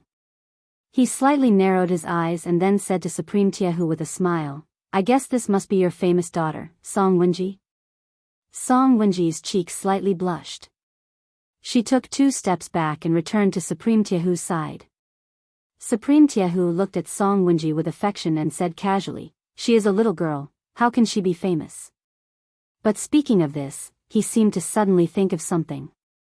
His expression suddenly darkened and he snorted, "It seems that you have also heard about the incident in the rain-tasting tower a few days ago?" Supreme Guangbo smiled and nodded, but in his heart, he felt that this old man Tiehu really wanted to save his face. Everyone was on Mount Tianlong, and the incident was so big that even the blind and deaf people on the mountain would know about it. However, he certainly could not say so in order to save his face. After that, Supreme Guangbo said that the dead perverted thief deserved to die, and that Brother Tiehu is old but vigorous, eliminating evil for the people, was really not to be underestimated. Steel Pot Lord was originally very happy, but for some reason, when he heard the words old but vigorous, he suddenly felt a little suspicious and embarrassed. But when he carefully looked at Guangbo Lord, he found that this person's expression was calm and composed, as if he had no other intentions. Supreme Tiehu drank a mouthful of tea and calmly hid his thoughts. Then he said to Supreme Guangbo, "Brother Guangbo, you rarely come to my place, but you suddenly came here today.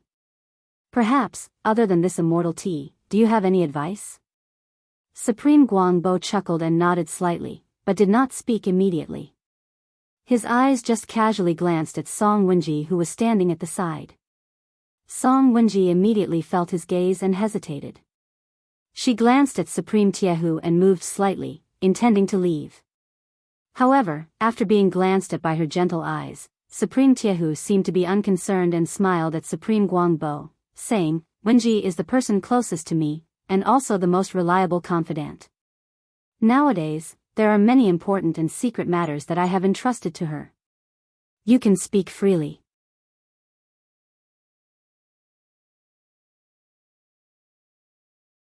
Supreme Guangbo frowned slightly, feeling a little unhappy.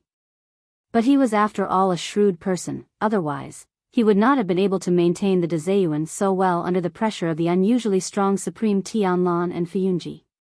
Therefore, after quickly weighing the pros and cons in his mind, Supreme Guangbo decided to ignore Song Wenji's existence. But before he spoke to Supreme Tiehu, he secretly glanced at the woman from the corner of his eye. He thought to himself, "This woman is indeed a natural foxy beauty." Tiehu is old and muddle-headed. I'm afraid that he will fall for her. To be honest, Brother Tiehu, I indeed have an important matter to discuss with you. Supreme Guangbo said. Supreme Guangbo saw that he was serious and did not seem to be joking, so he immediately became serious. At the same time, he faintly felt that it was not appropriate to let Song Wenji stay. After all, both he and Supreme Guangbo were deity transformation stage supreme. If there was an important matter, it would indeed involve a lot of people. It was better to keep it a secret if possible. However, since he had already said it, there was no reason to take it back. Therefore, after a moment of hesitation, Supreme Guangbo threw this thought to the back of his mind and said, Brother Guangbo, please speak your mind. Supreme Guangbo said, recently, in the Immortal Allies, the people of Fuyunji have become more and more arrogant. They have bullied their fellow Taoists, imposed exorbitant taxes, and exploited the common people. Brother Tiehu must be aware of this, right? Supreme Guangbo's spirit was lifted, but he did not show any excitement on his face. After a moment of silence, he said, I have indeed heard of this. Song Wenji stood respectfully behind Supreme Guangbo, looking down and motionless, as if she did not exist here at all. Supreme Guangbo raised his voice slightly and said with some melancholy, Tianlan, that bastard, does all these evil things all day long. It's really hateful. The day before yesterday, he was so domineering that he went directly to the Star Hall to bully Guyu. Brother Tiehu, you are the master of Heavenly Law Hall. The rules of the Immortal Allies should be maintained by you. Supreme Guangbo slightly raised his eyebrows, but he was suddenly furious. You old man Guangbo, you don't dare to fight against that lunatic Tianlan, so you come to instigate me to fight against him? Do you think I'm old and senile? Do you think I'm a fool? Supreme Guangbo smiled coldly, and his smile was full of coldness.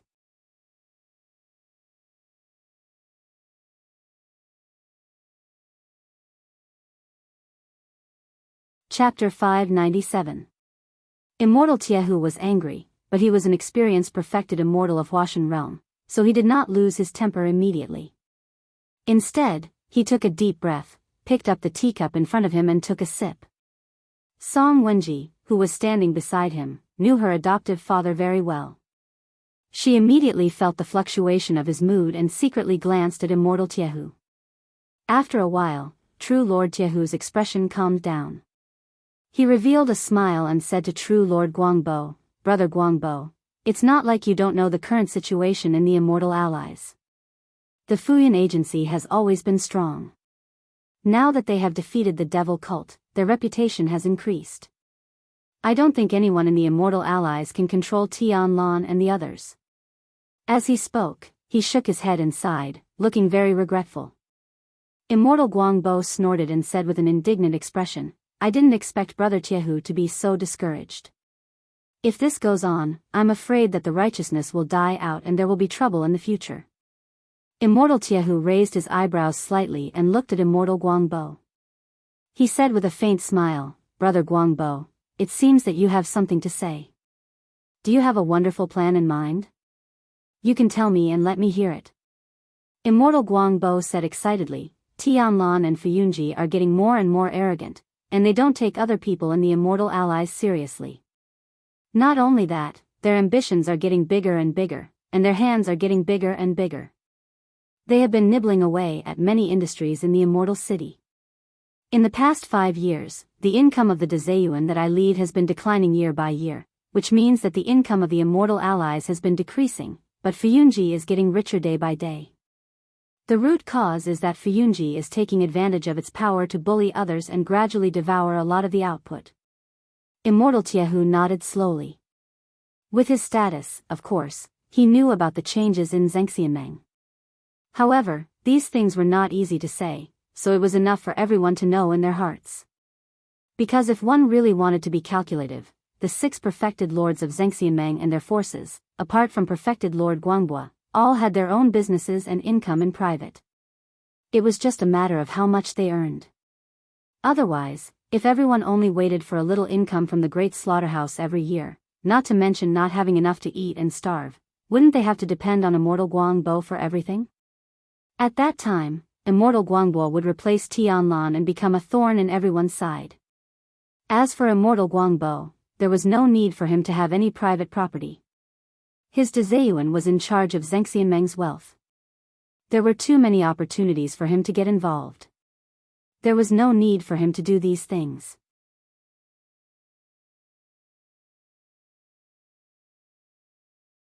That does make some sense. I've been dissatisfied with this injustice for a long time. However, Fuyunji is powerful now, what can we do? Immortal Tiehu said to Immortal Guangbo seriously. Immortal Guangbo leaned forward slightly and said in a low voice, I see that Tianlan has wild ambitions and is arrogant. Now that he has made a great contribution, if we don't restrain him, I'm afraid he will become the second devil cult in the future.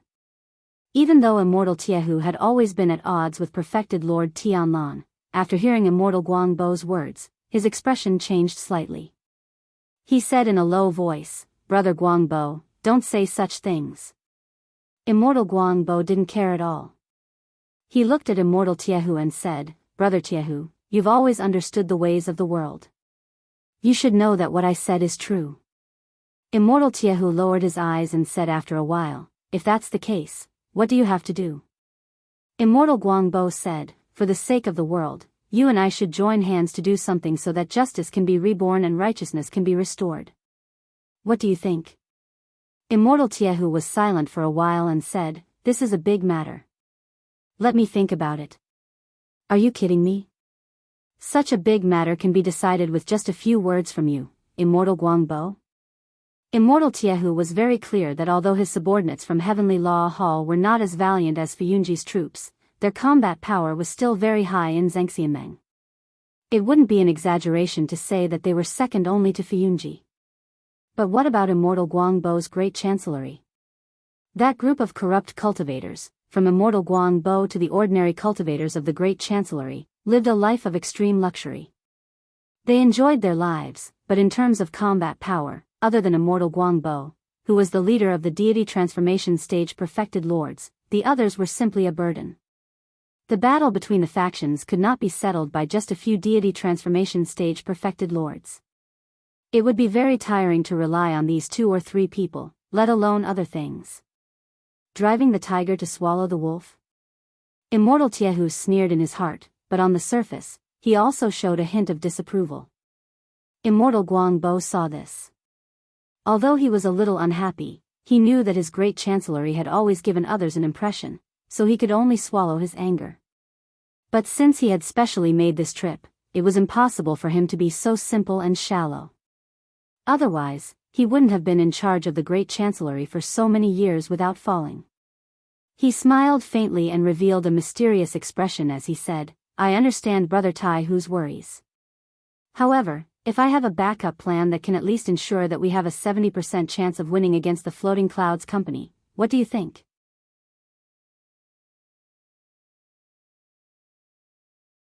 Immortal Tiehu and Song Wenji, who had been standing beside him and listening in silence, heard this, and their expressions changed at the same time. What backup plan could have such a big advantage against Immortal Tianlan's faction, which could almost be regarded as the #1 faction in the world? Song Wenji's gaze changed, and her chest rose and fell slightly. She looked a little nervous.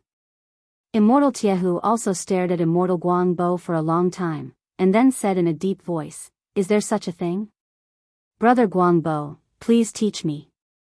Immortal Guangbo met Immortal Tiehu's questioning gaze, and said lightly, no matter how strong Tianlan and Fuyunji are, they can't be more than 50% stronger than our Zhengxianmeng.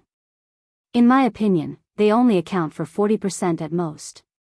If the rest of us... Immortal Tiehu instantly understood what he meant, and frowned. Have you looked for other people?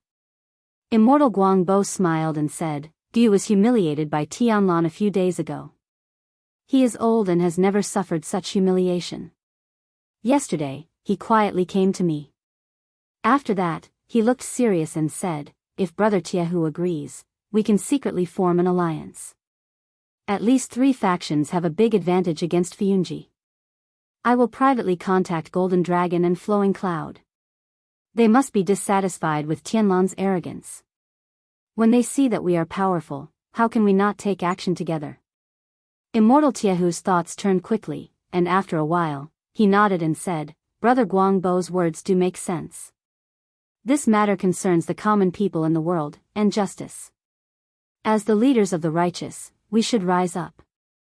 This matter should be carried out quickly. Immortal Guangbo clapped his hands and laughed, and said, with Brother Tiehu's words, we will definitely succeed. He paused for a while, and then said, if so, I will immediately contact Golden Dragon and Flowing Cloud.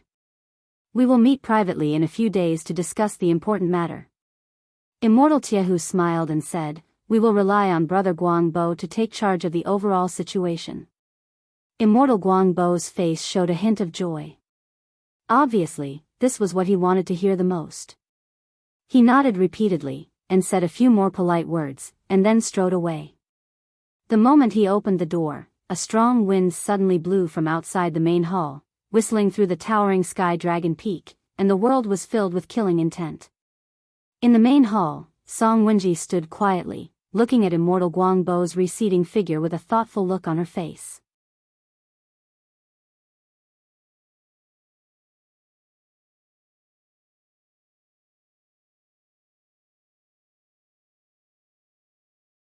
Chapter 598. Lu Chen stood where he was, motionless for a long time. His surroundings were silent. There was no one in this underground cavern to begin with, only a red light. Behind him, the guards of the Floating Clouds Agency would definitely not come down without an order. So for a while, it was so quiet that it seemed like there was no life in this place, if there was no Atsu. Atsu was originally following behind Lu Chen. When Lu Chen suddenly stopped, it also stopped. At first, it did not notice Lu Chen's strange behavior. It just stood there casually, and at the same time, it looked at the city in the distance that was bathed in the strange dark red light of the blood moon. The light of the blood moon also fell on Atsu, who was standing next to Lu Chen. However, Atsu did not seem to have any reaction, at least it was not obvious at all. After waiting for a while, Atsu finally felt that something was wrong. It walked in front of Lu Chen and looked up at him. Lu Chen's face did not show any painful expression, but his brows were tightly knitted, as if he was thinking hard about something. However, he still could not find the answer he wanted, and his face gradually showed a blank expression. Atsu thought for a while, rubbed its head against Lu Chen's arm, and let out a low cry. Lu Chen's body trembled. From the countless complicated memories of the past that were like a maze, it seemed like a sudden clap of thunder had suddenly sounded in the sky, and it also seemed like a bolt of lightning had suddenly torn the darkness of the long night, illuminating the world in the shadow for a moment. He woke up with a start, and his face was pale. Then, he looked down and saw Atsu standing in front of him. Lu Chen was stunned for a moment. Suddenly, his chest rose and fell, and he looked a little excited. He took a few deep breaths, then walked up to Atsu, gently hugged its neck, and held it in his arms. Atsu was a little stunned. It did not know what happened to Lu Chen, but after so many years, it had already experienced countless life and death situations with Lu Chen. Soon, it felt that Lu Chen's emotions seemed to be not quite right. The man's body was slightly trembling, but he quickly calmed down. His arms were a little tense, as if he was trying to control his emotions, or like a person who was too cold and yearning for warmth. Fortunately, Atsu's body was warm. Its body temperature warmed Lu Chen's chest, and his slightly cold blood flowed again. Atsu stood there quietly. Occasionally, it would whimper, but it didn't make any move to break free. It just stayed by Lu Chen's side, using its body heat to warm him up. It even rubbed his face gently, trying to comfort him. This was the first time in many years that this black dog saw Lu Chen show such a weak moment. After an unknown amount of time, Lu Chen's body and emotions had calmed down. When he raised his head from Atsu again, the weak look had disappeared. He had once again become the strong and calm man who seemed to be wearing a thick layer of hard armor. "I'm fine." Lu Chen patted Atsu's head and said softly. Atsu tilted its head slightly and looked at Lu Chen, as if it did not quite believe him. Lu Chen sighed. He did not intend to explain in detail to a dog.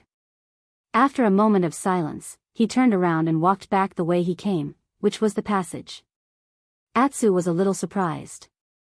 They had just come down to the underground cave, and they had just walked to the edge. They had not even gotten close to the underground city, and now they were leaving? Lu Chen's face was expressionless. Perhaps he was in a bad mood. He was really not in the mood to search for White Lotus's whereabouts in this large, empty, hell-like city below.